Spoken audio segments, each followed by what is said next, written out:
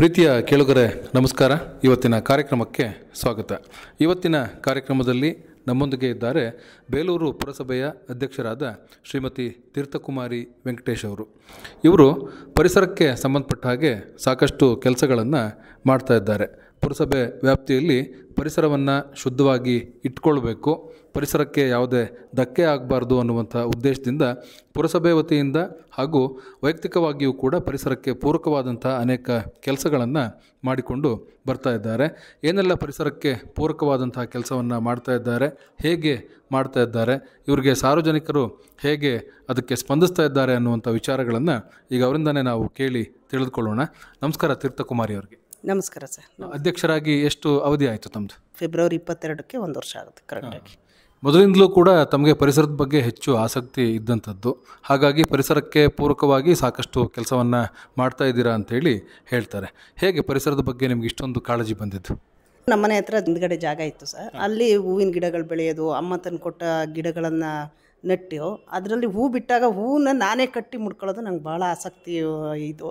ನಮ್ಮನೆ ಹತ್ರ ಮುಂದೆನೂ ಅಷ್ಟೇ ಒಂದು ಸಣ್ಣ ಕೈ ತೋಟ ಮಾಡಿದ್ದೀನಿ. ಆ ಕೈ ತೋಟದಲ್ಲೂ ಅಮ್ಮ ಗಿಡಗಳನ್ನು ನಡ್ತಾ ಇರ್ತಾರೆ. ಬಟ್ ಆ ಹೂವನ್ನ ನಾನೇ ಕುಯ್ದು ಅದನ್ನು ಕಟ್ಟೋ ಅಂಥದ್ದು ಇರ್ಬೋದು, ಆಮೇಲೆ ಕಟ್ಕೊಂಡು ನಾನೇ ಮುಡ್ಕೊಳ್ಳೋದು ಮತ್ತು ದೇವ್ರಿಗೆ ಮುಡಿಸೋ ಅಂಥದ್ದು, ಇವೆಲ್ಲ ತುಂಬ ಮಾಡ್ತಿದ್ದೆ. ಅದರ ನಂತರ ನಾನು ಭಾರತ ಜ್ಞಾನ ವಿಜ್ಞಾನ ಸಮಿತಿ ಅಂತೇಳಿ ಕಳೆದ 15 ವರ್ಷದಿಂದ ಈ ಕಾರ್ಯಕ್ರಮದ ಆ ಒಂದು ಇದರಲ್ಲಿ ನಾನು ತಾಲೂಕಿನ ಅಧ್ಯಕ್ಷೆಯಾಗಿ ಆಯ್ಕೆ ಮಾಡಿದರು. ಅವತ್ತಿನಿಂದ ಅಲ್ಲಿ ನಮಗೆ ಹಾಸನ ಜಿಲ್ಲೆ ಇರ್ಬೋದು, ಬೇಲೂರು ತಾಲೂಕಲ್ಲಿ ಸೌಭಾಗ್ಯ ಮತ್ತು ಅಂತೋಣಿ ಅಂತ ಅವರಿಬ್ಬರು ಬೇಲೂರಿನಲ್ಲಿ ಕೆಲಸ ಮಾಡ್ತಾಯಿದ್ರು. ಅವ್ರ ಜೊತೆಗೆ ನಾನು ಸೇರಿಕೊಂಡು ನನ್ನನ್ನು ಅಧ್ಯಕ್ಷರು ಮಾಡ್ಕೊಂಡ ನಂತರ ಪರಿಸರದ ಬಗ್ಗೆ ಕಾಳಜಿ ತುಂಬ ಬೆಳೀತಾ ಬಂತು ನನಗೆ. ಅಂದರೆ ಅವರು ವಿಜ್ಞಾನ ಸಮಿತಿ ಆದರೂ ಸಹ ಮಕ್ಕಳಿಗಾಗಿರ್ಬೋದು, ಮಹಿಳೆಯರಿಗಿರ್ಬೋದು, ಜೊತೆಗೆ ಏನು ಈ ಪರಿಸರಕ್ಕೆ ಪೂರಕವಾದಂಥ ಕೆರೆ ಕಟ್ಟೆಗಳನ್ನು ಸ್ವಚ್ಛಗೊಳಿಸೋವಂಥದ್ದು ಇರ್ಬೋದು, ಕಲ್ಯಾಣಿಗಳನ್ನು ಕ್ಲೀನ್ ಮಾಡೋವಂಥದ್ದು, ಈ ಥರದ್ದೆಲ್ಲ ಮಾಡೋವಂಥ ಸಂದರ್ಭದಲ್ಲಿ ನನಗೆ ಹೆಚ್ಚು ಹೆಚ್ಚು ಪರಿಸರದ ಆಸಕ್ತಿ ಬೆಳೀತಾ ಬಂತು. ಆ ವಿಜ್ಞಾನ ಸಮಿತಿಯ ಜೊತೆಗೇ ಶಾಲೆಗಳಲ್ಲಿ ಹೋಗಿ ಮಹಿಳೆಯರಿಗೆ ಮೂಢನಂಬಿಕೆ ಬಗ್ಗೆ ಅರಿವು ಮೂಡಿಸುವಂಥದ್ದು ಇರ್ಬೋದು. ಮಹಿಳೆಯರು 15 ವರ್ಷದಿಂದ ಪ್ಯಾಡ್ ಬಳಸ್ತಾನೇ ಇರಲಿಲ್ಲ, ಆವಾಗ ಬಟ್ಟೆ ಬಳಸ್ತಾಯಿದ್ರು. ಅದ್ರ ಬಗ್ಗೆನೂ ಸಹ ನಾವು ಕೂತ್ಕೊಂಡು ಅಲ್ಲಿ ಮಹಿಳೆಯರಿಗೆ ಸ್ವಸಹಾಯ ಸಂಘಗಳನ್ನು ರಚನೆ ಮಾಡಿ ಅಲ್ಲಿ ಅವ್ರಿಗೆ ಪ್ಯಾಡ್ ಬಳಕೆ ಹೇಗೆ ಮಾಡಬೇಕು, ಬಟ್ಟೆ ಬಳಸೋದಾದರೆ ಅದನ್ನು ವಾಶ್ ಮಾಡಿ ಬಿಸಿಲಲ್ಲಿ ಒಣಗಾಕಿ ಅನ್ನೋದನ್ನು ಸಹ ನಾವು ಹೇಳ್ತಾ ಬರ್ತಾಯಿದ್ವಿ. ಈ ರೀತಿಯಾಗಿ ಮಾತಾಡ್ತಾ ಅನುಭವ ಆಗ್ತಾ ನಮ್ಮ ಯಜಮಾನರು ಸ್ವಲ್ಪ ರಾಜಕೀಯದಲ್ಲಿ ಇದ್ದಿದ್ದರಿಂದ ಅವರು ಕಳೆದ 3 ಬಾರಿ ಪುರಸಭೆ ಅಧ್ಯಕ್ಷರಾಗಿದ್ದರು. ಆನಂತರ ಸಫಾಯಿ ಕರ್ಮಚಾರಿ ಆಯೋಗದ ಅಧ್ಯಕ್ಷರಾದರು. ಹಾಗಾಗಿ ನನಗೆ ರಾಜಕೀಯದ್ದು ಸಹ ಜೊತೆನೇ ಬಂತು. ಇವು ಸಹ ಎಲ್ಲವೂ ನನಗೆ ಮಾರಲ್ ಸಪೋರ್ಟಿಂಗ್ ಆಗ್ತಾ ಬಂತು. ಜೊತೆಗೆ ನನಗೆ ಪರಿಸರದ ಆಸಕ್ತಿ ಇದ್ದಿದ್ದರಿಂದ ಈ ಹಸಿರು ಭೂಮಿ ಪ್ರತಿಷ್ಠಾನ ಅಂತ ಒಂದು ಪ್ರತಿಷ್ಠಾನನ ಬೇಲೂರಿನಲ್ಲಿ ಪ್ರಾರಂಭ ಮಾಡಿದರು. ಅದಕ್ಕೆ ಮೊದಲು ನಾನು ಸದಸ್ಯಳಾದೆ. ಈ ಕಳೆದ 2 ವರ್ಷದಿಂದ ನಾನೇ ತಾಲೂಕು ಅಧ್ಯಕ್ಷರಾಗಿದ್ದೀನಿ. ಹಾಸನ ಜಿಲ್ಲೆಯಲ್ಲಿ ಭಾಳ ಚೆನ್ನಾಗಿ ಕಾರ್ಯಕ್ರಮ ನಡೆಸ್ತಾ ಇದ್ದಾರೆ ಅವರು. ಅದ್ರ ಜೊತೆಗೆ ನಾವು ಇಲ್ಲಿ ಬೇಲೂರಿನಲ್ಲಿ ಏನು ಮಾಡ್ಬೋದು, ಏನು ಕಲ್ಯಾಣಿಗಳನ್ನು ಸ್ವಚ್ಛತೆ ಮಾಡ್ತಾಯಿದ್ವು. ಬಂಟೆನಹಳ್ಳಿ ಹತ್ರ ಒಂದು ಬಳಸೋಕಟ್ಟೆ ಅಂತ ಒಂದು ಕಲ್ಯಾಣಿ ಇದೆ. ಆ ಕಲ್ಯಾಣಿನ ನಾವೆಲ್ಲ ಈ ಹಸಿರು ಭೂಮಿ ಪ್ರತಿಷ್ಠಾನದವ್ರು ಅಷ್ಟೂ ಜನ ಸೇರಿಕೊಂಡು, ಜೊತೆಗೆ ನಾವು ಸ್ವಲ್ಪ ನಮ್ಮಲ್ಲಿ ಏನು ಅಂದರೆ ಆರ್ಥಿಕವಾಗಿ ಸ್ವಲ್ಪ ಗಟ್ಟಿ ಇರೋದರಿಂದ ನಾನು ಸ್ವಲ್ಪ ಅದಕ್ಕೆ ಬೇಕಾದಂಥ ಮೆಟೀರಿಯಲ್ಸ್ ಕೊಡಿಸೋದು, ಕಲ್ಲಿರ್ಬೋದು, ಜಲ್ಲಿ ಕಲ್ಲು, ಸಿಮೆಂಟು, ಇಟ್ಟಿಗೆ ಮತ್ತು ಏನು ಬೋರ್ಡ್ರಸ್ ಇಂಥವೆಲ್ಲ ಕೊಡಿಸಿ ಅಲ್ಲೊಂದು ಕಟ್ಟಿ ನಿರ್ಮಾಣ ಮಾಡಿದ್ವಿ. ಅದಾದಮೇಲೆ ಇಲ್ಲಿ ಸನ್ಯಾಸಿಹಳ್ಳಿಯಲ್ಲಿ ಒಂದು ಕಲ್ಯಾಣಿನ ಮಾಡಿದ್ವಿ. ಸ್ವಚ್ಛ ಮಾಡೋದು ಅದು ತುಂಬ ಚೆನ್ನಾಗಿದೆ ಆ ಕಲ್ಯಾಣಿ. ಅದು ನೀರು ಚೆನ್ನಾಗಿ ಅದರಲ್ಲಿ ಬರುತ್ತೆ. ಬರಗಾಲ ಇತ್ತು, ಕ್ಲೀನ್ ಮಾಡಿದ ನಂತರ ಮಳೆ ಬಂದು ಆ ಕಲ್ಯಾಣಿ ಫುಲ್ಲಾಗಿತ್ತು. ನಾವು ಅದನ್ನೆಲ್ಲ ಫೋಟೋ ಬಂದಿದ್ವಿ. ಹಳೇಬೀಡು ಹತ್ರ ಒಂದು ಚಿಲಾಕ್ನಹಳ್ಳಿ ಇದೆ, ಅಲ್ಲೂ ಸಹ ಒಂದು ಕಲ್ಯಾಣಿನ ಕ್ಲೀನ್ ಮಾಡಿದ್ವು. ಈ ಥರದ್ದು ಪರಿಸರಕ್ಕೆ ಬೇಕಾದಂಥ ಕೆಲಸಗಳನ್ನು, ಜೊತೆಗೆ ಏನಿವತ್ತು ಮಹಾಮಾರಿ ಅನ್ನಿಸ್ಕೊಂಡ್ರು ಪ್ಲಾಸ್ಟಿಕ್ ನಿಷೇಧ ಆಗಬೇಕು ಅಂತೇಳಿ ತುಂಬ ವರ್ಷದಿಂದ ನಾವು ಪ್ಲಾಸ್ಟಿಕ್ಕನ್ನು ಬಳಸೋದ್ರಿಂದ ನಮ್ಗೆ ಏನೇನು ಕಾಯಿಲೆಗಳು ಬರುತ್ತೆ ಅಂತ ಮಕ್ಕಳಿಗೆ ಹೇಳೋದಿರ್ಬೋದು, ಮಹಿಳೆಯರಿಗೆ ಸ್ವಸಹಾಯ ಸಂಘದಲ್ಲಿ ಹೇಳೋವಂಥದ್ದು ಇರ್ಬೋದು, ಅದನ್ನು ಮಾಡ್ತಾ ಬರ್ತಾಯಿದ್ವಿ. ಬಟ್ಟೆ ಬ್ಯಾಗು ಬಳಸಿ ಅನ್ನೋದು. ಮತ್ತು ನಾನು ಎಲ್ಲೋದ್ರೂ ಸಹ ಪ್ಲಾಸ್ಟಿಕ್ ಬ್ಯಾಗನ್ನ ನಾನು ಇಸ್ಕೊಳ್ಳಲ್ಲ. ಏನು ಕವರ್ಗಳು ತಂದಾಗ ಸಾಮಾನ್ಯವಾಗಿ ನಮ್ಮ ಮಹಿಳೆಯರು ಏನು ಮಾಡ್ತಾರೆ, ಒಂದು ಬಟ್ಟೆ ಅಂಗಡಿಗೆ ಹೋದರೆ ಅಲ್ಲಿ ಸೀರೆ ತಗೊಂಡ್ರೆ ಒಂದು ಜೊತೆಗೆ ಇನ್ನೊಂದು ಬ್ಯಾಗನ್ನು ಇಸ್ಕೊಂಡು ಬರೋವಂಥದ್ದನ್ನು ಮಾಡ್ತಾರೆ. ಅದನ್ನು ನಾನು ಶಾಲೆಗಳಿರ್ಬೋದು, ಮಕ್ಕಳಿಗೆ ಹೇಳೋವಂಥದ್ದು, ಹಿಂಗೆ ಸಂತೆಗೆ ಹೋದರೆ ಬಟ್ಟೆ ಬ್ಯಾಗ್ ತಗೊಂಡೋಗಿ ನಿಮ್ಮ ತಂದೆ ತಾಯಿಗೆ ಹೇಳಿ ಅಂತ ಹೇಳೋವಂಥದ್ದು, ಈ ಥರದ್ದೆಲ್ಲ ಪರಿಸರಕ್ಕೆ ಪ್ಲಾಸ್ಟಿಕ್ ಬಳಸೋದನ್ನು ಕಡಿಮೆ ಮಾಡಬೇಕು ಅನ್ನೋದ್ರ ಬಗ್ಗೆನೆಲ್ಲ ನಾನು ಮಕ್ಕಳಿಗೆಲ್ಲ ಹೇಳ್ತಾ ಬರ್ತಾಯಿದ್ವು. ಮತ್ತು ಮಹಿಳೆಯರಿಗೆ ನಮ್ಮ ಸ್ವಸಹಾಯ ಸಂಘಗಳ ಗುಂಪು ಈಗಲೂ ಇದೆ. ಕಳೆದ 20 ವರ್ಷದಿಂದ ಸ್ವಸಹಾಯ ಸಂಘಗಳು ನಡೆಸ್ತಾ ಇದ್ದೀವಿ. ಅದರಲ್ಲಿ ನಾನು ಒಂದು 2 ಸಂಘಗಳಲ್ಲಿ ಸೇರಿಕೊಂಡು ಆ ಸಂಘದ ಮಹಿಳೆಯರನ್ನೆಲ್ಲ ಒಟ್ಟಾಗಿ ನಾನೇನಾಗಲೇ ಸೌಭಾಗ್ಯ ಮೇಡಮ್ ಅಂತ ಹೇಳಿದೆ, ಅವ್ರ ಜೊತೆಯಲ್ಲಿ ಅವ್ರು ಇದ್ರ ಬಗ್ಗೆ ಸಾಕಷ್ಟು ಕೆಲಸ ಮಾಡ್ತಾಯಿದ್ದಾರೆ. ಅವರು ಮಾಡುವಾಗ ಅಲ್ಲಿ ಹೋಗಿ ನಾನು ಅವ್ರ ಬಗ್ಗೆ ಇದನ್ನೆಲ್ಲ ತಿಳಿಸೋ ಅಂಥದ್ದನ್ನು ಮಾಡ್ತಾ ಬರ್ತಾಯಿದ್ದೀನಿ ಸರ್. ಏನು ಓದಿದ್ರಿ ತಾವು? Sanskrit MA sir, correspondence. BA ಮಾಮೂಲಿ ನಾನು ಪೊಲಿಟಿಕಲ್ ಸೈನ್ಸ್ ತಗೊಂಡು ಓದಿದ್ದೆ. ವಿದ್ಯಾರ್ಥಿ ದಶೆಯಲ್ಲಿಯೂ ಕೂಡ ಪರಿಸರದ ಬಗ್ಗೆ ಆಸಕ್ತಿ ಇತ್ತಾ? ಪರಿಸರದ ಬಗ್ಗೆ ಆಸಕ್ತಿ ಇತ್ತು. ನನ್ನ ಕ್ರೀಡೆಯಲ್ಲೂ ಆಸಕ್ತಿ ಜಾಸ್ತಿ. ಅವಾಗೆಲ್ಲ ಇಷ್ಟೊಂದು ನಮ್ಮ ಪರಿಸರ ಕೆಟ್ಟೋಗಿರಲಿಲ್ಲ ಸರ್. ನಾವು ಓದೋವಂಥ ಸಂದರ್ಭದಲ್ಲಿ ನಾವೀಗ ಭಾಷಣದಲ್ಲಿ ಹೇಳ್ತಾ ಇರ್ತೀವಿ, ಬಂದು ಮುಂದಿನ ದಿನಗಳಲ್ಲಿ ನೀರನ್ನ ನಾವು ದುಡ್ಡು ಕೊಟ್ಟು ಕೊಂಡ್ಕೋಬೇಕಾಗುತ್ತೆ ಅಂತ. ಏನು ಈಗ ನಾವು ಏನು ಹೇಳ್ತೀವಿ ಅದೇ ಥರ ಅವ್ರು ಬಂದು ಹೇಳುವಾಗ ನಮಗೆ ನಿಜವಾಗ್ಲೂ ನಗ್ತಾಯಿದ್ವು. ನಮ್ಮ ಊರಿನ ಸುತ್ತಮುತ್ತ, ನಾನು ಇದೇ ಊರಲ್ಲಿ ಹುಟ್ಟಿ ಬೆಳೆದಿದ್ದು, ಬೇಲೂರೇ ನಮ್ಮದು ಊರು. ನಮ್ಮಲ್ಲಿ ಸುತ್ತ ಒಂದು ಕಡೆ ವಿಷ್ಣು ಸಮುದ್ರ ಇದೆ, ಒಂದು ಕಡೆ ಕಳಸನ ಕೆರೆ ಇದೆ. ನಮ್ಮ ಊರಲ್ಲಿ ಬೇಲೂರಿನ ಯಗಚಿ ನದಿ ಅಂತ ದೊಡ್ಡ ನದಿ ಹರಿತಾ ಇದೆ ಅನ್ನುವಾಗ ನಮಗೆ ಯಾಕೆ ನೀರನ್ನು ಕೊಂಡು ಕುಡಿತೀವಿ ಅಂತ ನಾವು ಅನ್ಕೊಳ್ತಿದ್ವಿ. ಆದರೆ ಇವತ್ತು ನಾವೇ ನೀರನ್ನ 20 ರೂಪಾಯಿ ಬಾಟ್ಲು, ನಾನು ಎಲ್ಲೋದ್ರೂ ಬೋಟ್ಲಲ್ಲಿ ನೀರು ಕುಡಿಯೋಲ್ಲ, ಬಾಟ್ಲು ನೀರೇ ತಗೊಂಡು ಕುಡಿಯೋದು. ಯಾಕೆಂದರೆ ಹೆಲ್ತ್ ಆ ಥರ ಆಗೋಗ್ಬಿಟ್ಟಿದೆ ನಮ್ಮದು. ಆಮೇಲೆ ಅದಕ್ಕೆ ನಾವು ಒಗ್ಗೋಗ್ಬಿಟ್ಟಿದ್ದೀವಿ. ಮನೇಲೂ 2 ಫಿಲ್ಟ್ರು ಹಾಕಿಸ್ಕೊಂಡಿರ್ತೀವಿ. ಆ ಥರದ ಒಂದು ಸಮಸ್ಯೆ ಬಗ್ಗೆ ನಾವು ಮಾತಾಡುವಾಗ ನೀರನ್ನು ಕೊಂಡ್ಕೊಂಡು ಕುಡಿತೀವಿ ಅನ್ನೋದು ಬಗ್ಗೆ ಹೇಳ್ತಾ ಇದ್ದಾಗ ಆಡ್ಕೊಂಡು ನಗ್ತಾ ಇದ್ವಿ. ಆದರೆ ಇವತ್ತು ಗಾಳಿನೂ ಸಹ ನಾವು ದುಡ್ಡು ಕೊಟ್ಟು ಕೊಂಡ್ಕೊಂಡು ಇದು ಮಾಡೋವಂಥದ್ದನ್ನು ನಾವು ಕೊರೋನಾ ಸಮಯದಲ್ಲೂ ಸಹ ನೋಡಿದ್ದೀವಿ. ಗಾಳಿನೂ ಸಹ ನಾವು ಕೊಂಡ್ಕೊಳ್ಳೋ ಅಂಥ ಪರಿಸ್ಥಿತಿ ಇವತ್ತಿಗೆ ಈಗಾಗಲೇ ಬಂದಿದೆ. ಮುಂದಿನ ದಿನಗಳಲ್ಲಿ ಪರಿಸರ ಇದೇ ರೀತಿ ಹಾಳಾಗ್ತಾ ಇದ್ದರೆ ನಿಜವಾಗ್ಲೂ ನಮ್ಮ ಮುಂದಿನ ಪೀಳಿಗೆ ಜನಜೀವನ ಹೇಗಿರುತ್ತಪ್ಪ ಅನ್ನೋದು ಒಂದು ಆತಂಕ ಕಾಡ್ತಾ ಇದೆ ನನಗೆ. ತಾವಾಗಲೇ ಹೇಳಿದ್ರಿ, ಈ ಜ್ಞಾನ ವಿಜ್ಞಾನ ಸಮಿತಿ ಏನಿದೆಯೋ ಅದಕ್ಕೆ ನಾನು ಸೇರ್ಕೊಂಡು ಅಲ್ಲಿ ಒಂದಷ್ಟು ಕಲೀಲಿಕ್ಕೆ ಸಾಧ್ಯ ಆಯಿತು ಅಂತ ಹೇಳಿ. ಪರಿಸರಕ್ಕೆ ಸಂಬಂಧಪಟ್ಟ ಹಾಗೆ ಈ ಸಮಿತಿಯಲ್ಲಿ ತಾವೇನೇನು ಕಲ್ತ್ರಿ? ಖಂಡಿತ ಸರ್. ಅಲ್ಲಿ ಏನಾಯಿತು, ಅದೇ ಇದ್ರ ಬಗ್ಗೆನೇ ಹೇಳ್ತಾಯಿದ್ರು. ಪರಿಸರ, ನಾವು ಶುದ್ಧವಾದ ನೀರನ್ನು ಕುಡಿಬೇಕು, ಟಾಯ್ಲೆಟ್ಗೆ ಹೋಗಿ ಬಂದರೆ ಕೈ ತೊಳಿಬೇಕು ಅನ್ನೋದು. ಇವತ್ತು ನಾವು ಕೊರೋನಾ ಟೈಮಲ್ಲಿ ನೋಡಿದ್ವಿ, ಕೈ ತೊಳಿಬೇಕು ಸೋಪ್ ಹಚ್ಚಿ ಅಂತೇಳಿ ಎಲ್ಲ ಇದು ಬಂತು. ಅದನ್ನು ನಾವು 30 ವರ್ಷದಿಂದನೇ ಅವರೆಲ್ಲ ಹೇಳ್ತಾಯಿದ್ರು. ನಾನು 15 ವರ್ಷ, ನನ್ನ ವಯಸ್ಸಿಗೆ ಬಂದಂಥ, ನಾನು ಒಂದು 25 ವರ್ಷಕ್ಕೆ ಬಂದಂಥ ಸಂದರ್ಭದಲ್ಲಿ 20 ವರ್ಷ ಇತ್ತು ನನಗೆ. ಆಗ ಮೊದಲನೇ ಸರಿ ನಾನು ಈ ಸಮಿತಿಗೆ ಸೇರ್ಕೊಂಡಾಗ ಆ ಸಂದರ್ಭದಲ್ಲಿ ಅವ್ರು ಹೇಳ್ತಾಯಿದ್ರು, ಕೈನ ತೊಳಿಬೇಕು, ತರಕಾರಿನ ತೊಳೆದು ಹೆಚ್ಚಬೇಕು, ಸೊಪ್ಪನ್ನು ತೊಳೆದು ಹೆಚ್ಚಬೇಕು, ಹೆಚ್ಚಾದ್ಮೇಲೆ ತೊಳಿಬಾರ್ದು, ಆವಾಗ ಅದರಲ್ಲಿರೋ ಪೋಷಕಾಂಶಗಳು ಕಡಿಮೆ ಆಗುತ್ತೆ ಅನ್ನೋದು, ಈ ಥರದ್ದು ಹೇಳ್ತಾಯಿದ್ರು. ಮತ್ತು ಪ್ಲಾಸ್ಟಿಕ್ ಬಳಸಬಾರ್ದು ಅನ್ನೋದು. ಪ್ಲಾಸ್ಟಿಕ್ ಡಬ್ಬಗಳು ಮನೇಲಿ ನಿರಂತರವಾಗಿ ನಾವು ಪ್ಲಾಸ್ಟಿಕ್ಕನ್ನು ಬಳಸೋಕ್ಕೆ ಶುರು ಮಾಡಿಬಿಟ್ಟು ಅಡುಗೆ ಮಾಡೋದಕ್ಕಿರ್ಬೋದು. ಟಪ್ಪರ್ವೇರ್ ಅಂತ ಒಂದು ಬಂದಿರೋದು ಬಾಕ್ಸ್ಗಳನ್ನ ನಾವು ಎಷ್ಟು ಬಳಸ್ತಾ ಇದ್ದೀವಿ ಅಂದರೆ, ಆ ಬಾಕ್ಸು 15-20 ವರ್ಷ ಆದರೂ ಒಂದು ಸಹ ಒಡೆದೋಗಲ್ಲ, ಹಂಗಿರುತ್ತೆ. ಇದ್ದರೆ ಪರವಾಗಿಲ್ಲ. ಬಟ್ ಅದೇನಾದ್ರು ಒಡೆದೋಯ್ತು ಅಂದರೆ ಆ ಪ್ಲಾಸ್ಟಿಕ್ ನಾವು ಹೊಡೆದೇ ಹೋಗಲ್ಲ, ಅಂಥದ್ರಲ್ಲಿ ಕರಗೋಗುತ್ತಾ ಅಂತ ಯೋಚನೆ ಮಾಡಬೇಕು. ಭೂಮಿಗೆ ಹಾಕಿದರೆ, ಆ ಮಣ್ಣಲ್ಲಿ ಬಿದ್ದರೆ ಅದೆಲ್ಲಿ ಕರಗುತ್ತೆ. ಈ ಥರದ ಪ್ಲಾಸ್ಟಿಕ್ಕನ್ನು ನಾವು ಬಳಸೋದನ್ನು ನಿಲ್ಲಿಸಬೇಕು ಅಂತೇಳಿ ನಾನು ಆ ವಿಜ್ಞಾನ ಸಮಿತಿಯಿಂದ ಕಲಿತೆ ಸರ್. ಜೊತೆಗೆ ಅದನ್ನು ನಾನು ಹೇಳೋಕ್ಕೆ ಶುರು ಮಾಡಿದೆ ಎಲ್ಲರಿಗೂ, ಪ್ಲಾಸ್ಟಿಕ್ ಬಳಸೋದನ್ನು ಕಡಿಮೆ ಮಾಡಬೇಕಾಗುತ್ತೆ. ನಮ್ಮ ಮನೇಲಿ ನಮ್ಮ ಅಮ್ಮನಿಗೂ ಹೇಳ್ತಾ ಇರ್ತೀನಿ, ಪ್ಲಾಸ್ಟಿಕ್ ಪ್ಲೇಟ್ಗಳಲ್ಲಿ ತಿನ್ನಬೇಡಿ, ಪ್ಲಾಸ್ಟಿಕ್ಕನ್ನು ಬಳಸಬೇಡ, ತೆಗ್ದೆಸೆಯಮ್ಮ ಅಂತ ಇರ್ತೀನಿ. ಮನೇಲಿ ಏನಾದ್ರು ನಮ್ಮಮ್ಮ ಯಾವುದಾದ್ರೂ ಒಂದು ಇದು ಮಾಡ್ತಾಯಿದ್ರೆ, ಪ್ಲಾಸ್ಟಿಕ್ ಬ್ಯಾಗ್ ಬಂದರೆ ಅದನ್ನೆಲ್ಲ ಒಂದು ಕಡೆಗೆ ಹಾಕಿ ಅಥವಾ ಒಂದು ಕಡೆ ಜೋಡಿಸಿಡಿ, ತೆಗೆದು ಎಸಿಬೇಡಿ. ಮತ್ತು ಪ್ಲಾಸ್ಟಿಕ್ಕನ್ನು ಆದಷ್ಟು ಒಂದರೊಳಗೆ ಒಂದು ಸೇರಿಸಿಡೋ ಅಂಥದ್ದು. ಎಸ್ತ್ರಾಗ ಏನಾಗುತ್ತೆ, ಹರಡಿದಾಗ ತುಂಬ ಕಾಣುತ್ತೆ, ಒಂದರೊಳಗೆ ಒಂದು ಹಾಕಿದಾಗ ಅಟ್ಲೀಸ್ಟ್ ಒಂದು ಸ್ವಲ್ಪ ಕಡಿಮೆ ಕಾಣುತ್ತೆ. ಈ ಥರದನ್ನೆಲ್ಲ ನಾನು ಆ ವಿಜ್ಞಾನ ಸಮಿತಿಯಿಂದನೇ ಕಲ್ತಿದ್ದು ಸರ್. ಪ್ಲಾಸ್ಟಿಕ್ಕು ಎಷ್ಟು ಅಪಾಯಕಾರಿ ಅಂತ ಹೇಳಿ ನಮ್ಮೆಲ್ಲರಿಗೂ ಕೂಡ ಗೊತ್ತು. ಬೇರೆ ಬೇರೆ ರೂಪದಲ್ಲಿ ಇವತ್ತದು ನಮ್ಮ ದೇಹವನ್ನು ಕೂಡ ಸೇರ್ತಾ ಇದೆ, ಸಾಕಷ್ಟು ಹಾನಿಯನ್ನು ಕೂಡ ಮಾಡ್ತಾ ಇದೆ. ಆದರೂ ಕೂಡ ಈ ಪ್ಲಾಸ್ಟಿಕ್ ಬಗ್ಗೆ ಯಾಕಿನ್ನೂ ಹೆಚ್ಚು ಜಾಗೃತಿ ಮೂಡಿಲ್ಲ ಅಂತೀರಿ? ಸರ್, ಏನಾಗ್ತಿದೆ ಅಂದರೆ, ಮದ್ಯಪಾನ ಪ್ರಿಯ ಸಂಘದವರು ಒಂದು ಅರ್ಜಿ ತಂದು ಕೊಟ್ಟರು. ಈಗ ಹೊಸ್ದಾಗಿ ಮಾಡ್ಕೊಂಡಿದ್ದಾರೆ ಅವರು. ಅವ್ರದ್ದು ಬೇಡಿಕೆ ಏನಪ್ಪ ಅಂದರೆ, ಬಾರ್ಗಳಲ್ಲಿ ಶುದ್ಧ ಕುಡಿಯೋ ನೀರಿಲ್ಲ ಮತ್ತು ಅಶುಚಿತ್ವ ಇರುತ್ತೆ, ಹಾಗಾಗಿ ನೀವು ಬಂದು ಅದನ್ನು ಬಾರ್ನ ರೈಡ್ ಮಾಡಬೇಕು ಅಂತೇಳಿ ಬಂದು ನನ್ನನ್ನು ಕೇಳ್ಕೊಂಡ್ರು. ಆವಾಗ ನಾವೇನು ಮಾಡಿದ್ವಿ, ನಾನು ನಮ್ಮ ಒಂದು ಸಿಬ್ಬಂದಿಗಳನ್ನೆಲ್ಲ ಕರ್ಕೊಂಡು, ನಮ್ಮ ಚೀಫ್ ಆಫೀಸರ್ನೆಲ್ಲ ಕರ್ಕೊಂಡು ಬಾರ್ಗಳನ್ನ ರೈಡ್ ಮಾಡಿದ್ವು. ಇತಿಹಾಸದಲ್ಲಿ ಬೇಲೂರಿನ ಇರ್ಬೋದು, ಇಲ್ಲ ರಾಜ್ಯದಲ್ಲೇ ಎಲ್ಲೂ ಮಾಡಿಲ್ಲ ಅಂತ ಅವರು, ಆ ಸಂಘದವರೇ ಹೇಳಿದರು. ಹೋಗಿ ನೋಡ್ತೀವಿ ಸರ್, ಏನಾಗಿದೆ ಅಲ್ಲಿ ಪ್ಲಾಸ್ಟಿಕ್ಗಳು ಕುಡಿಯೋದಕ್ಕೆ ಶುದ್ಧವಾದ ನೀರಿಟ್ಟಿರಲ್ಲ. ಈ ಥರದ್ದು ಏನು ಕುಡಿಯೋ ನೀರಿಗೆ ಪ್ಲಾಸ್ಟಿಕ್ಕು, ಅವರು ಡ್ರಿಂಕ್ಸ್ ಮಾಡೋದಕ್ಕೂ ಪ್ಲಾಸ್ಟಿಕ್ ಗ್ಲಾಸ್ಗಳನ್ನೇ ಬಳಸ್ತಾ ಇದ್ದಾರೆ, ಕುಡಿಯೋ ನೀರಿಗೂ ಪ್ಲಾಸ್ಟಿಕ್ ಡಬ್ಬಗಳನ್ನೇ ಇಟ್ಟಿರ್ತಾರೆ. ಇದು ಅವೇರ್ನೆಸ್ ಇಲ್ಲ ಅವ್ರಿಗೆ. ಏನು ಜನಗಳ ಆರೋಗ್ಯದ ಮೇಲೆ ದುಷ್ಪರಿಣಾಮ ಬೀರ್ತಾ ಇರೋದೇ ಮದ್ಯ ಅನ್ನೋದು ಗೊತ್ತು. ಅದ್ರ ಜೊತೆಗೆ ಈ ಥರದ್ದು ಅಶುಚಿತ್ವ ಇದ್ದಂಥ ಸಂದರ್ಭದಲ್ಲಿ ಆರೋಗ್ಯದ ಬಗ್ಗೆ ಹೇಗೆ ಕಾಳಜಿ ವಹಿಸೋಕ್ಕಾಗುತ್ತೆ? ನಾವೊಂದು ಪುರಸಭೆ ಅಧ್ಯಕ್ಷಳಾಗಿ ಮಹಿಳೆ ಆದರೂ ಸಹ ನಾನು ಬಾರ್ಗಳಿಗೆ ಒಂದಷ್ಟು ಜನ ನನ್ನ ಸಿಬ್ಬಂದಿಗಳನ್ನ ಕರ್ಕೊಂಡೋಗಿ ಅಲ್ಲಿ ಶುಚಿತ್ವದ ಬಗ್ಗೆ ನೋಡಿ, ಅಲ್ಲಿರೋಂತಹ ಪ್ಲಾಸ್ಟಿಕ್ಕನ್ನು ಬಳಸಬೇಡಿ ಅಂತೇಳಿ ನಾನು ಈಗ ಪ್ರತಿ ದಿವಸ ದಂಡ ಹಾಕ್ತಾ ಇರ್ತೀನಿ. ಅಲ್ಲೂ ಸಹ ಅವ್ರಿಗೆ ದಂಡ ಹಾಕಿದೆ. ಬಾರ್ ಓನರ್ ಏನು ಹೇಳ್ತಾನೆ, ಮೇಡಮ್ ನೀವು ಪ್ಲಾಸ್ಟಿಕ್ ನಾವು ಬಳಸ್ತಾ ಇದ್ದೀವಿ ಅಂತ ನೀವು ದಂಡ ಹಾಕೋದಲ್ಲ, ಪ್ಲಾಸ್ಟಿಕ್ ಅಂಗಡಿನೇ ಮುಚ್ಚಿಸಿ ಅಂತ ಕೇಳ್ತಾನೆ. ನಾವು ಅದಕ್ಕೇನು ಉತ್ತರ ಹೇಳಬೇಕಾಗುತ್ತೆ? ಈಗ ಅವರು ಕೇಳಿದ ಪ್ರಶ್ನೆ ಸರಿ, ಆದರೆ ಪ್ಲಾಸ್ಟಿಕ್ ಕಂಪ್ನಿನ ಮುಚ್ಚಿಸಿದ್ರೆ ನಾವು ಯಾಕೆ ಪ್ಲಾಸ್ಟಿಕ್ ಬಳಸ್ತೀವಿ ಅಂತ ಕೇಳ್ತಾರೆ. ಇದಕ್ಕೆ ನಾನು ಉತ್ತರ ಕೊಡೋಕ್ಕಾಗುತ್ತಾ? ನಾನು ಹೇಳಿದೆ, ನೋಡಪ್ಪ, ನಾವು ಬೇಲೂರಲ್ಲಿ ಪ್ಲಾಸ್ಟಿಕ್ ಬಳಸೋಂಗಿಲ್ಲ ಅಂತ ಒಂದು ದಂಡ ಹಾಕ್ತೀವಿ ಅಂತೇಳಿ ಒಂದು ಸರ್ಕ್ಯುಲರ್ ಇದೆ. ಪ್ರತಿದಿನ ನಾವು ಆಟೋ ಟಿಪ್ಪರಲ್ಲಿ ನಾವು ಅದನ್ನು ಅನೌನ್ಸ್ ಮಾಡ್ತಾ ಇರ್ತೀವಿ. ನೀವು ಅದನ್ನು ಫಾಲೋ ಮಾಡಬೇಕಾಗತ್ತೆ. ನೀವು ಪ್ಲಾಸ್ಟಿಕ್ಕು ಫ್ಯಾಕ್ಟ್ರಿ ಮುಚ್ಚಿಸಿ ಅಂತ ಹೇಳೋದಲ್ಲ, ಪ್ಲಾಸ್ಟಿಕ್ ಬಳಸಬೇಡಿ. ಅವನೇನು ಮಾಡಿದ್ದಾನೆ, ಎಲ್ಲವನ್ನು ತಗೊಂಡೋಗಿ ಪಕ್ಕದಲ್ಲಿ ಹಾಕಿದ್ದಾರೆ. ಅವರಲ್ಲಿ ಬಳಸುವಂಥ ರಟ್ಟಿನ ಬಾಕ್ಸ್ಗಳಿರ್ಬೋದು, ಗಾಜಿನ ಬಾಟ್ಲುಗಳಿರ್ಬೋದು, ಎಲ್ಲವನ್ನು ಸಹ ಅಲ್ಲೇ ಹೊರಗಡೆ ಹಾಕಿದ್ರು. ಅವ್ರಿಗೆ ಅಲ್ಲೇ ಸ್ಥಳದಲ್ಲೇ ದಂಡ ವಿಧಿಸಿ ನನಗೆ ಎಷ್ಟು ಕೋಪ ಬಂತು ಅಂದರೆ ಇಡೀ ಬಾರ್ಗಳನ್ನೆಲ್ಲ ಒಂದು ರೌಂಡ್ ನೋಡ್ಕೊಂಡು ಬಂದಿದ್ವಿ. ಈ ರೀತಿಯ ಪ್ಲಾಸ್ಟಿಕ್ಕನ್ನು ಬಳಸೋದಕ್ಕೆ ಜನಗಳಿಗೆ ಅವೇರ್ನೆಸ್ಸು ಅವರಾಗೆ ಬಳಸಬಾರ್ದು ಅನ್ನೋದು ಅವ್ರಿಗೆ ಬರಬೇಕು ಸರ್. ಇದು ನಾವಾಗೇ ಹೇಳಿ ಮಾಡ್ಸೋಕ್ಕಾಗಲ್ಲ. ನಾನೊಬ್ಬಳು ಇವತ್ತು ಪ್ಲಾಸ್ಟಿಕ್ ಬಳಸ್ತಾ ಇಲ್ಲ, ನೀವು ಬಳಸ್ತಾ ಇಲ್ಲ, ಇನ್ನೊಂದಿಬ್ಬರಿಗೆ ಅದು ಅದ್ರ ಬಗ್ಗೆ ಜಾಗೃತಿ ಮೂಡಬೇಕು. ಹೌದು, ಇವ್ರು ಹೇಳ್ತಾರೆ ಸರಿ. ಇವತ್ತು ಅನೇಕ ಮಕ್ಕಳು ನೋಡ್ತಾಯಿದ್ವಿ ನಾವು, ಕಾಯಿಲೆ 15 ವರ್ಷ 16 ವರ್ಷದ ಮಕ್ಕಳಿಗೆಲ್ಲ ಇವತ್ತು ಕ್ಯಾನ್ಸರು. ಇವತ್ತು ಯಾರೋ ಒಬ್ಬರು ಬೆಳಗ್ಗೆ ಹೇಳ್ತಾಯಿದ್ರು ಕ್ಯಾನ್ಸರ್ ಹಾಸ್ಪಿಟಲ್ ಕಿದ್ವಾಯಿಯಲ್ಲಿ 5-6 ವರ್ಷದ ಮಕ್ಕಳುಗಳಿಗೆ ಕ್ಯಾನ್ಸರ್ ಜಾಸ್ತಿ ಅಂತಿದ್ದಾರೆ.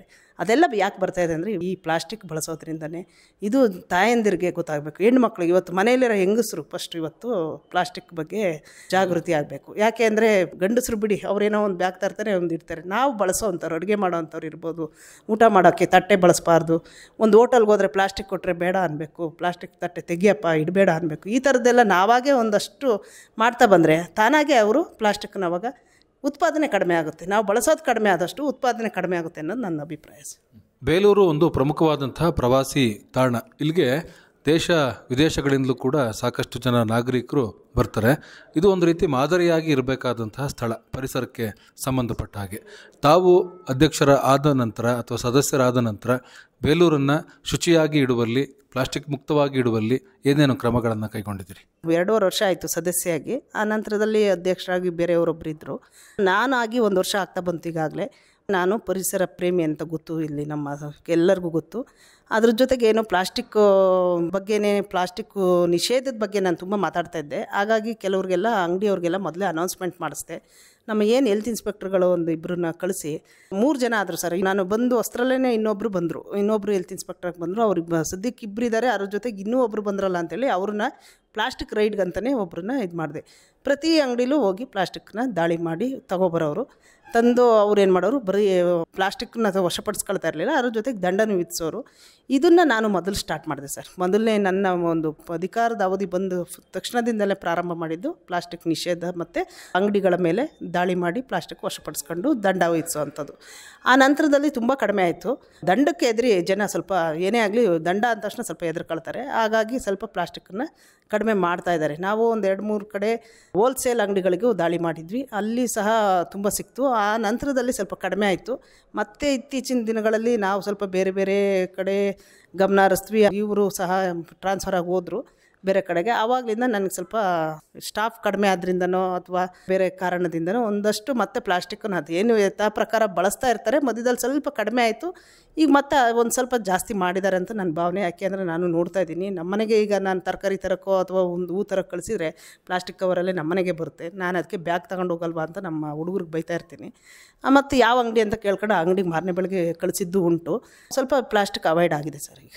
ಪರಿಸರದ ಬಗ್ಗೆ ಜಾಗೃತಿ ಇರ್ತಕ್ಕಂಥವ್ರು ಮತ್ತು ಪರಿಸರ ಪ್ರೀತಿಯನ್ನು ಇಟ್ಕೊಂಡಿರ್ತಕ್ಕಂಥವ್ರು ಈ ತರಹದ ಹುದ್ದೆಯಲ್ಲಿ ಇದ್ದಾಗ ಪರಿಸರಕ್ಕೆ ಪೂರಕವಾಗಿ ಕೆಲಸ ಮಾಡಲಿಕ್ಕೆ ಎಷ್ಟು ಸಹಾಯಕ ಆಗುತ್ತೆ? ಖಂಡಿತ ತುಂಬ ಸಹಾಯ ಆಗುತ್ತೆ ಸರ್. ಇಲ್ಲ ಅಂದರೆ ಏನಾಗುತ್ತೆ, ನಮಗೆ ಅದ್ರ ಜ್ಞಾನ ಇಲ್ಲ ಅಂದಾಗ ಬೇರೆಯವ್ರಿಗೇನು ನಾವು ಅದ್ರ ಬಗ್ಗೆ ತಿಳುವಳಿಕೆ ಹೇಳೋಕ್ಕಾಗಲ್ಲ. ನಮಗೆ ಜ್ಞಾನ ಇರೋದ್ರಿಂದ ಮತ್ತು ನನಗೆ ಸಪೋರ್ಟಿವ್ ಆಗಿ ನಮ್ಮ ಯಜಮಾನ್ರನ್ನ ಹೇಳಲೇಬೇಕಾಗತ್ತೆ ನಾನು ಅವ್ರ ಹೆಸರನ್ನ. ಅವರು ಅಷ್ಟೇ, ಅವರು ಅಧ್ಯಕ್ಷರಾದಾಗಲೂ ಸ್ವಲ್ಪ ಈ ಥರದ್ದೆಲ್ಲ ತುಂಬ ಪರಿಸರಕ್ಕೆ ಪೂರಕವಾದಂಥ ಕೆಲಸ ಮಾಡೋದು. ಆಮೇಲೆ ಎಲ್ಲಾದರೂ ಕಸ ಹಾಕಿದರೆ ಅವರೇನು ಇವತ್ತು ಏನು ಅಧಿಕಾರ ಇಲ್ಲ ಅಂತಲ್ಲ, ಅವರಲ್ಲಿ ರೋಡಲ್ಲಿ ಹೋಗ್ತಾಯಿದ್ರೆ ಯಾರು ಕಸ ಹಾಕಿದ್ರೆ ನಿಲ್ಲಿಸ್ಬಿಟ್ಟು ಹೆಲ್ತ್ ಇನ್ಸ್ಪೆಕ್ಟ್ರಿಗೆ ಫೋನ್ ಮಾಡಿಸಿ ಹಾಕ್ತಾಯಿದ್ದಾನೆ ಕಸ ನೋಡಪ್ಪ ಇಲ್ಲಿ ಅಂತೇಳಿ ಅವನಿಗೆ ದಂಡ ಹಾಕ್ಸೋವಂಥದ್ದು, ಈ ಥರದ್ದೆಲ್ಲ ಮಾಡ್ತಾರೆ. ಆಮೇಲೆ ನನಗೆ ಬಂದು ಹೇಳ್ತಾರೆ, ನೋಡು ಅವನು ಯಾರೋ ಆಟೋದಲ್ಲಿ ಈಗ ಏನು ಮಾಡ್ತಾರೆ ಅಂದರೆ ಕೋಳಿ ಅಂಗಡಿಯವರೆಲ್ಲ ನೈಟ್ ಏನು ಮಾಡ್ತಾರೆ, ತಗೊಬಂದು ಹೊರಗಡೆ ಹಾಕೋಗೋವಂಥದ್ದು ಮಾಡ್ತಾರೆ. ನಮ್ಮಲ್ಲಿ ಸರ್ ನಾವು ಕಮರ್ಷಿಯಲ್ ಗಾಡಿ ಅಂತ ಒಂದು ಟಿಪ್ಪರ್ನ ಬಿಟ್ಟಿದ್ದೀವಿ. ಆ ಟಿಪ್ಪರು ರಾತ್ರಿ ಹೊತ್ತು ಇವರು ರಾತ್ರಿ ಹೊತ್ತು ಹಾಕ್ತಾರೆ ಅನ್ನೋ ಉದ್ದೇಶದಿಂದನೇ ರಾತ್ರಿ ಗಾಡಿ ಅದು ಹೋಗಿ ಕಸನೆಲ್ಲ ತುಂಬ್ಕೊಂಡು ಹೋಗುತ್ತೆ. ಆ ಒಂದು ಟಿಪ್ಪರು ಕಮರ್ಷಿಯಲ್ ಗಾಡಿ ಅಂತಲೇ ಒಂದು ಬಿಟ್ಟಿರ್ತೀವಿ. ಆ ನೈಟ್ ಏನು ಮಾಡೋರು, ಇದು ಬಿಡೋಕ್ಕೆ ಮುಂಚೆ ನೈಟು ತಗೊಂಡೋಗಿ ಕಸನ ಹೊರಗಡೆ ಎಲ್ಲಿ ಹಿಂಗೆ ಬೈಕಲ್ಲಿ ಹೋಗ್ತಾ ತೆಗೆದು ಹೋಗ್ಬಿಡೋದು. ರೋಡ್ ಸೈಡಲ್ಲಿ ಎಲ್ಲಾದರೂ ಕೆರೆ ಹತ್ರನೋ ಅಥವಾ ರೋಡ್ ಸೈಡ್ ಇಲ್ಲಿ ಬೇಕಲ್ಲಿ ಹಿಂಗೆ ಹೋಗೋರು. ಒಬ್ಬರು ಯಾರು ಹಾಕಿದ್ರು ಅಂದರೆ 100 ಜನ ತಗೊಬಂದು ಅಲ್ಲೇ ಹಾಕ್ತಾರೆ. ಒಬ್ಬ ಹಾಕಿದರೆ ಸಾಕು. ಆ ಥರದ್ದೆಲ್ಲ ನಡೀತಾ ಇತ್ತು.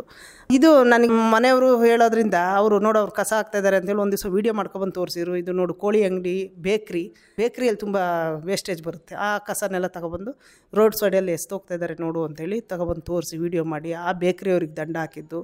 ಈ ಥರದ್ದೆಲ್ಲ ಅವರು ಬಂದು ನನಗೆ ಸಪೋರ್ಟಿವ್ ಆಗಿ ನಮ್ಮ ಮನೆಯವರು ಹೇಳೋರು. ಇದು ನಮಗೆ ತಿಳುವಳಿಕೆ ಇದ್ದರೆ ಮಾತ್ರ ಸರ್ ಇವೆಲ್ಲ ಮಾಡೋಕ್ಕೆ ಸಾಧ್ಯ. ಇಲ್ಲಾಂದರೆ ಏನಾಗುತ್ತೆ, ಅವ್ರೇನೋ ಒಂದು ಆಗ್ತಾಯಿದ್ದಾರೆ ಬಿಡ್ರಿ ಅತೆಗೆ, ಆಮೇಲೆ ಅವ್ರು ಯಾರೋ ಒಬ್ಬರು ಫೋನ್ ಮಾಡ್ತಾರೆ, ನಮ್ಮ ಸದಸ್ಯರೇ ಫೋನ್ ಮಾಡ್ತಾರೆ, ನಮ್ಮ ಕಡೆಯವರು ಕಸ ಹಾಕ್ತಾಯಿದ್ರು ಅಂತ. ನಾನು ಇದಕ್ಕೆ ಮಾತ್ರ ರಾಜಿ ಇಲ್ಲ. ಯಾರೇ ಸದಸ್ಯರು ಹೇಳಿದರೂ ಸಹ ನಾನು ಅವರಿಗೆ ದಂಡ ಹಾಕದೆ ಬಿಡಲ್ಲ. ಇದೊಂದು ನನ್ನ ಒಂದು ಸ್ಟ್ರಿಕ್ಟ್ ಪಾಲಿಸಿ. ಗೊತ್ತು ಅವ್ರಿಗೆ, ಅದಕ್ಕೆ ಹಾಗೆ ಅಕ್ಕ ಹೇಳಿದರೆ ಬಿಡಲ್ಲ, ದಂಡ ಹಾಕೇ ಹಾಕ್ತಾರೆ ಅಂತ. ಅವರು ಸಹ ಸದಸ್ಯರು ಯಾರೂ ಫೋನ್ ಮಾಡಲ್ಲ. ಮೊನ್ನೆ ದಿವಸ ನನಗೆ ಆಯಿತು, ಒಂದು ಆಟೋ ತುಂಬ ತುಂಬ್ಕೊಬಂದು ನಾನು ಹೋಗೋ ದಾರಿಯಲ್ಲೇ ಒಂದು ಸ್ವಲ್ಪ ಗ್ಯಾಪ್ ಇದೆ, ಅಲ್ಲಿ ಮನೆಗಳಿಲ್ಲ, ಅಲ್ಲಿಗೆ ತಗೊಬಂದು ಹಾಕ್ತಾಯಿದ್ರು. ಇದನ್ನು ನಾನೇ ಹೋಗಿ ಹಿಡಿದು ನಿಲ್ಲಿಸಿ ಅವನಿಗೆ ಗಾಡಿದು ಕೀ ಕಿತ್ಕೊಂಡು ತಗೊಂಡೋಗಲ್ಲಿ ಗಾಡಿ ನಿಲ್ಲಿಸಿದ್ದೆ. ಆಮೇಲೆ ಅವರು ನಮ್ಮ ಸದಸ್ಯರು ಯಾರೋ ಒಬ್ಬರು ಫೋನ್ ಮಾಡಿದರು. ಅವ್ರಿಗೆ ಗೊತ್ತು ನಾನು ದಂಡ ಹಾಕದೆ ಬಿಡಲ್ಲ ಅಂತ. ಆದರೂ ದಂಡ ಹಾಕ್ಸಿದ್ರು. ಅವನು ಹೇಳ್ತಾನೆ, ಕಸ ನಾನು ತುಂಬ ಸರಿ ತಗೊಬಂದು ಸುರಿತಾ ಇದ್ದೆ, ಇವತ್ತೇ ಫಸ್ಟ್ ಸಿಗಾಕೊಂಡಿರೋದು, ಇನ್ಮೇಲೆ ಹಾಕಲ್ಲ ಮೇಡಮ್ ಅಂತ ಹೇಳೋದ. ಈ ರೀತಿ ಒಂದು ಅವೇರ್ನೆಸ್ ಬರ್ತಾಯಿದೆ. ದಂಡಕ್ಕೆ ಸ್ವಲ್ಪ ಹೆದರ್ತಾರೆ. ಆಮೇಲೆ ಗಾಡಿ ಯಾವಾಗ ನಾವು ಸೀಸ್ ಮಾಡ್ತೀವಿ ಅಂತ ಇಟ್ಕೊಂಡು ಆ ಸಂದರ್ಭದಲ್ಲಿ ಅವ್ರಿಗೆ ಸ್ವಲ್ಪ ಭಯ ಸ್ಟಾರ್ಟ್ ಆಯಿತು. ಇಲ್ಲ ಮೇಡಮ್ ಇನ್ನು ಇದು ಮಾಡಲ್ಲ ಅಂಥೇಳಿ ನಮ್ಮ ಸದಸ್ಯರು ಯಾರೋ ಒಬ್ಬರು ತುಂಬ ಹೇಳಿದ್ರಿಂದ ಅವ್ರಿಗೋಸ್ಕರ ಗಾಡಿ ಕೀನ ವಾಪಸ್ ಕೊಟ್ಟಿದ್ದೀವಿ. ಮುಂದಿನ ದಿನದಲ್ಲಿ ಆ ಥರ ಏನಾರು ಕಸ ಹಾಕೋದಿರ್ಬೋದು, ರಸ್ತೆ ಬದಿ ಹಾಕ್ತಾ ಇರ್ತಾರೆ, ನೀವೆಲ್ಲ ನೋಡ್ತಾ ಇರ್ತೀರ. ಸಾಮಾನ್ಯ ಸಿಟಿ ಬಂತು ಅಂದರೆ ಸ್ಮೆಲ್ಲಿಂದನೇ ನಮಗೆ ಸಿಟಿ ಒಂದು ಎಂಟ್ರ್ ಆಗ್ತಾಯಿದ್ದೀವಿ ಅನ್ನೋದು ಬರುತ್ತೆ. ಬಟ್ ಈಗೆಲ್ಲ ಸ್ವಲ್ಪ ಸ್ಮೆಲ್ ಕಡಿಮೆ ಆಗಿದೆ, ಎಲ್ಲ ಕಡೆ ಎಲ್ಲ, ನಮ್ಮೂರಲ್ಲಂತೂ ಕಡಿಮೆ ಆಗಿದೆ. ಈ ಥರದ್ದೆಲ್ಲ ಸುಮಾರು ಮಾಡ್ತಾ ಬರ್ತಾಯಿದ್ದೀನಿ ಕೆಲಸಗಳನ್ನು. ಈ ಕಸವನ್ನು ಈಗ ಸಂಗ್ರಹ ಮಾಡಲಿಕ್ಕೆ ಸಾಕಷ್ಟು ವಾಹನಗಳನ್ನು ಪುರಸಭೆ ವತಿಯಿಂದನೇ ತಾವು ಮಾಡ್ತಾ ಇದ್ದೀರಿ. ಆದರೂ ಕೂಡ ಅಲ್ಲಲ್ಲಿ ಕಸ ಹಾಕೋಂಥವ್ರು ಇದ್ದೇ ಇರ್ತಾರೆ. ಅವ್ರಿಗೆ ನಾನು ಒಬ್ಬ ಕಸ ಹಾಕ್ಬಿಟ್ರೆ ಏನಾಗುತ್ತೆ ಅನ್ನೋಂಥದ್ದು ಒಂದು ನಿರ್ಲಕ್ಷ್ಯ ಭಾವವು ಕೂಡ ಇರ್ಬೋದು. ಅಥವಾ ನಾನು ಹಾಕೋದು ಕೂಡ ನಾನೇನು ತಂದು ರೋಡ್ಗೆ ಹಾಕ್ತಾಯಿದ್ದೀನ, ಇಲ್ಲ ಎಲ್ಲೋ ಬೇರೆ ಕಡೆ ಹಾಕ್ತಾಯಿದ್ದೀನಿ, ಅದೇನು ಯಾರಿಗೂ ಕೂಡ ತೊಂದರೆ ಆಗೋದಿಲ್ಲ ಅನ್ನೋಂಥ ಮನೋಭಾವನೂ ಇರುತ್ತೆ. ಅದರಿಂದ ಆಗ್ತಕ್ಕಂಥ ಪರಿಣಾಮಗಳಿದಾವಲ್ಲ, ಅವು ತುಂಬ ಘೋರವಾದಂತಹ ಪರಿಣಾಮಗಳು. ಪ್ರತಿಯೊಬ್ಬರೂ ಕೂಡ ಪುರಸಭೆಯ ಕಸದ ಗಾಡಿಗೇ ಕಸವನ್ನು ಹಾಕಬೇಕು ಅಂಥೇಳಿ ಅಧ್ಯಕ್ಷರಾಗಿ ನೀವು ಯಾಕೆ ಬಯಸ್ತೀರಿ? ಹೌದು ಸರ್, ಇದೇನಾಗುತ್ತೆ ಅಂದರೆ ಹೊರಗಡೆ ಹಾಕೋದ್ರಿಂದ ನೋಡೋಕ್ಕೆ, ಈಗ ಅದು ಒಂದು ಮನೆ ಕಸ ಆದ್ರೂ ಹರಡ್ಕೊಳುತ್ತಲ್ಲ, ಆ ಹರಡೋದ್ರಿಂದ ತುಂಬ ಕೆಟ್ಟದಾಗಿ ಕಾಣುತ್ತೆ. ಸಣ್ಣದಾಗಿ ಒಬ್ಬರು ಮನೆಯದೇ ಕಸ ಅನ್ಕೊಳ್ಳಿ, ತಂದು ಒಂದು ಸ್ವಲ್ಪ ಹಾಕ್ತಾರೆ. ಅದನ್ನೇ ನೀವು ಕಸದ ಗಾಡಿಗೆ ಹಾಕಿ ನಾವು ತಗೊಂಡೋಗಿ ಈಗ ಏನು ಮಾಡ್ತೀವಿ, ಅಲ್ಲಿ ಕಸದಿಂದ ಗೊಬ್ಬರ ಮಾಡ್ತಾಯಿದ್ವಿ. ಇವತ್ತು ನಮಗೆ ಟೋಟಲಿ ಪ್ರತಿದಿನ ಒಂದು 7 ರಿಂದ 8 ಟನ್ ಕಸ ಇಡೀ ಬೇಲೂರು ನಗರದಲ್ಲಿ ಸಿಗ್ತಾಯಿದೆ. ಇದನ್ನೆಲ್ಲ ನೀವು ರಸ್ತೆ ಬದಿ ನೋಡೋಕ್ಕಾಗುತ್ತಾ? ಹಾಕಿದರೆ 8 ಟನ್ ಕಸ ಅಂದರೆ ಒಂದು ದಿನಕ್ಕೆ ಅದು ಎಷ್ಟಾಗುತ್ತೆ ನೀವು ಅದು ಅಂದಾಜು ಮಾಡ್ಕೋಬೇಕಾಗುತ್ತೆ. ಅದರಲ್ಲಿ ಪ್ಲಾಸ್ಟಿಕ್ ಇರುತ್ತೆ, ಬಾಟ್ಲುಗಳಿರ್ತವೆ, ಬೇಕ್ರಿದು ತ್ಯಾಜ್ಯ ಇರುತ್ತೆ, ಹೋಟೆಲ್ ತ್ಯಾಜ್ಯ ಇರುತ್ತೆ, ಮಾರ್ಕೆಟಿನ ತರಕಾರಿಗಳ ತ್ಯಾಜ್ಯ ಇರುತ್ತೆ. ಇವೆಲ್ಲವನ್ನು ತಗೊಂಡೋಗಿ ಒಂದು ಕಡೆ ಹಾಕಿದಾಗ ಅದು ಶಿಸ್ತಲ್ಲಿ ಒಂದು ಗೊಬ್ಬರ ಅಂತ ಮಾಡ್ತೀವಿ. ಮತ್ತು ಏನು ರೀಸೈಕಲ್ ಆಗೋವಂಥದ್ದನ್ನ ನಾವು ರೀಯೂಸ್ ಆಗೋವಂಥದ್ದನ್ನು ತೆಗೆದು ಮತ್ತೆ ಅದನ್ನು ವಾಪಸ್ ಕೊಡುವಂಥದ್ದು ಅಂಗಡಿಗಳಿಗೆ ಯೂಸ್ ಆಗೋವಂಥದ್ದನ್ನು, ಇಂಥದನ್ನೆಲ್ಲ ಮತ್ತು ಕೊಳೆಯೋಂಥ ಗೊಬ್ಬರ ಆಗೋವಂಥದ್ದನ್ನೆಲ್ಲ ಒಂದು ಕಡೆ ಹಾಕೋವಂಥದ್ದು, ಅವೆಲ್ಲ ಮಾಡಿ ಗೊಬ್ಬರ ಮಾಡ್ತಿರೋದ್ರಿಂದ ನೀವು ಯಾಕೆ ರೋಡಿಗೆ ಎಸಿತೀರಾ? ನಮಗೆ ಕೊಡಿ, ನಾವು ಮನೆ ಬಾಗಿಲಿಗೆ ಅಷ್ಟು ಕಸದ ಗಾಡಿ ಕಳಿಸ್ತೀವಿ. ಮತ್ತು ಪ್ರತಿದಿನ ಆಟೋದಲ್ಲಿ ಅನೌನ್ಸ್ ಮಾಡ್ತೀವಿ, ನೀವು ಕಸದ ಗಾಡಿಗೆ ಕಸ ಹಾಕಬೇಕು, ಮತ್ತು ರಸ್ತೆಯಲ್ಲಿ ಎಸಿಬೇಡಿ, ಬೆಂಕಿ ಹಾಕಬೇಡಿ, ಈ ಥರದ್ದೆಲ್ಲ ನಾವು ಅನೌನ್ಸ್ಮೆಂಟ್ ಮಾಡೇ ಮಾಡ್ತೀವಿ. ಅದರಲ್ಲಿ ಪ್ರತಿದಿನ ಇದ್ದೇ ಇರುತ್ತೆ, ಒಂದು ಹಾಡುಗಳನ್ನು ಸೆಟ್ ಮಾಡಿ ಇದನ್ನು ಅನೌನ್ಸ್ ಮಾಡೋವಂಥದ್ದು ಇವೆಲ್ಲ ಆಗ್ತಾಯಿದೆ. ಅದನ್ನು ಬಿಟ್ಟು ನೀವು ಇರಲ್ಲ, ನೀವು ಎದ್ದೇಳಲ್ಲ. ಬೆಳಗ್ಗೆ ಹೊತ್ತು ಏನು ಮಾಡ್ತೀರಾ, 8 ಗಂಟೆಗೆ ಕಸದ ಗಾಡಿ ಬರ್ತಾಯಿದೆ ಅಂದಾಗ 8 ಗಂಟೆಗೆ ಹಾಕೋದು ಬಿಟ್ಟು ಏನು ಮಾಡ್ತಾರೆ, ಮಲ್ಕೊಬಿಡ್ತಾರೆ. ಆಮೇಲೆ ಎದ್ಬಿಟ್ಟು ಕಸ ಗುಡಿಸಿ ಅವರು ತುಂಬ್ಕೊಂಡಾಗ ಏನು ಮಾಡ್ತಾರೆ, ತಗೊಂಡೋಗಿ ಎಲ್ಲೋ ಹೊರಗಡೆ ಸುರಿತಾರೆ. ಅದ್ರ ಬದಲು ಮಾರನೇ ಬೆಳಗ್ಗೆ ಬರ್ತಾನೆ, ಅಟ್ಲೀಸ್ಟ್ ಅವಾಗಾದರೂ ಹಾಕಿದರೆ ನೀವು ಕಸನ, ನಾವು ತಗೊಂಡೋಗಿ ಎಲ್ಲೋ ಒಂದು ಕಡೆ ಹಾಕ್ತಾಯಿದ್ವಿ. ನಮ್ಮ ಬೇಲೂರು ನಗರ ಅಥವಾ ಎಲ್ಲ ಪ್ರತಿಯೊಂದು ಜನತೆಗೂ ನಾನು ಹೇಳೋದು, ಇಡೀ ನಮ್ಮ ಭಾರತ ದೇಶ ಒಂದೇ ಅಲ್ಲ, ಇಡೀ ಪ್ರಪಂಚದಾದ್ಯಂತ ಒಂದು ಪ್ರಾಬ್ಲಮ್ ಇದೆ, ಒಂದು ಇದಿದೆ ಅಂದರೆ ಅದು ಕಸದ ಒಂದು ಪ್ರಾಬ್ಲಮ್ಮೇನೆ. ಏನು ಈ ವೇಸ್ಟ್ ಇರ್ಬೋದು, ಎಲೆಕ್ಟ್ರಾನಿಕ್ ವೇಸ್ಟ್ ಅಂತ ಏನು ಹೇಳ್ತೀವಿ ಅದು ಇರ್ಬೋದು, ಅದನ್ನು ನಾವು ವಿಲೇವಾರಿ ಮಾಡೋಕ್ಕಾಗ್ತಾಯಿಲ್ಲ. ಜೊತೆಗೆ ಇವೆಲ್ಲ ಈ ಪ್ಲಾಸ್ಟಿಕ್ ವೇಸ್ಟ್ ಇರ್ಬೋದು, ಮತ್ತು ಗೊಬ್ಬರ ಆಗೋವಂಥ ವೇಸ್ಟ್, 3 ಥರದ ಕಸನ ನಾವು ಮಾಡ್ತೀವಿ. ಆ ಕಸನೆಲ್ಲ ತಗೊಂಡೋಗಿ ನೀವು ರೋಡಿಗೆ ಎಸಿದ್ರೆ ರಸ್ತೆ ಹೇಗೆ ನೀವು ಸುಂದರವಾಗಿರೋಕ್ಕೆ ಸಾಧ್ಯ, ಒಂದು ನಗರ ಹೇಗೆ ಸುಂದರವಾಗಿರೋಕ್ಕೆ ಸಾಧ್ಯ? ಅದಕ್ಕೆ ನಾನೊಬ್ಬಳು ಅಧ್ಯಕ್ಷರಾಗಿ ಏನು ಹೇಳ್ತೀನಿ ಅಂದರೆ, ನಮ್ಮ ಟಿಪ್ಪರ್ಗಳು ಬರ್ತವೆ, ಕಸದ ಗಾಡಿ ಮನೆ ಬಾಗಿಲಿಗೆ ಹೋಗುತ್ತೆ. ಬರಲಿಲ್ಲ ಅಂದರೆ ನನಗೆ ಫೋನ್ ಮಾಡಿ ಅಂತ ನನ್ನ ನಂಬರ್ ಇಡೀ ಬೇಲೂರಿನ ಜನತೆಗೆಲ್ಲ ನನ್ನ ನಂಬರ್ ಗೊತ್ತು. ಸಾಧ್ಯವಾದಷ್ಟು ಫೋನ್ ಮಾಡ್ತಿರ್ತಾರೆ. ಕಸದ ಗಾಡಿ ಬರಲಿಲ್ಲ ಅಂದರೆ ಮೆಸೇಜ್ ಹಾಕ್ತಾರೆ, ಫೋನ್ ಮಾಡ್ತಾರೆ, ಇವತ್ತು ಬಂದಿಲ್ಲ ಅಂತ. ನಾನು ತಕ್ಷಣ ಅಲ್ಲಿಗೆ ಕಳಿಸ್ತೀನಿ, ಇವ್ರಿಗೆ ಕೇಳ್ತೀನಿ ಯಾಕೆ ಬಂದಿಲ್ಲ ಅಂತ. ಅವ್ನು ಹುಷಾರಿಲ್ಲ ಅಂತನೋ ಏನೋ ಒಂದು ಆಲ್ಟರ್ನೇಟ್ ಮಾಡ್ಕೊಂಡಿರ್ತಾರೆ. ನಂತರದಲ್ಲಿ ಮಾರನೇ ಬೆಳಗ್ಗೆನಾದರೂ ಹಾಕಿ ಅಂತ.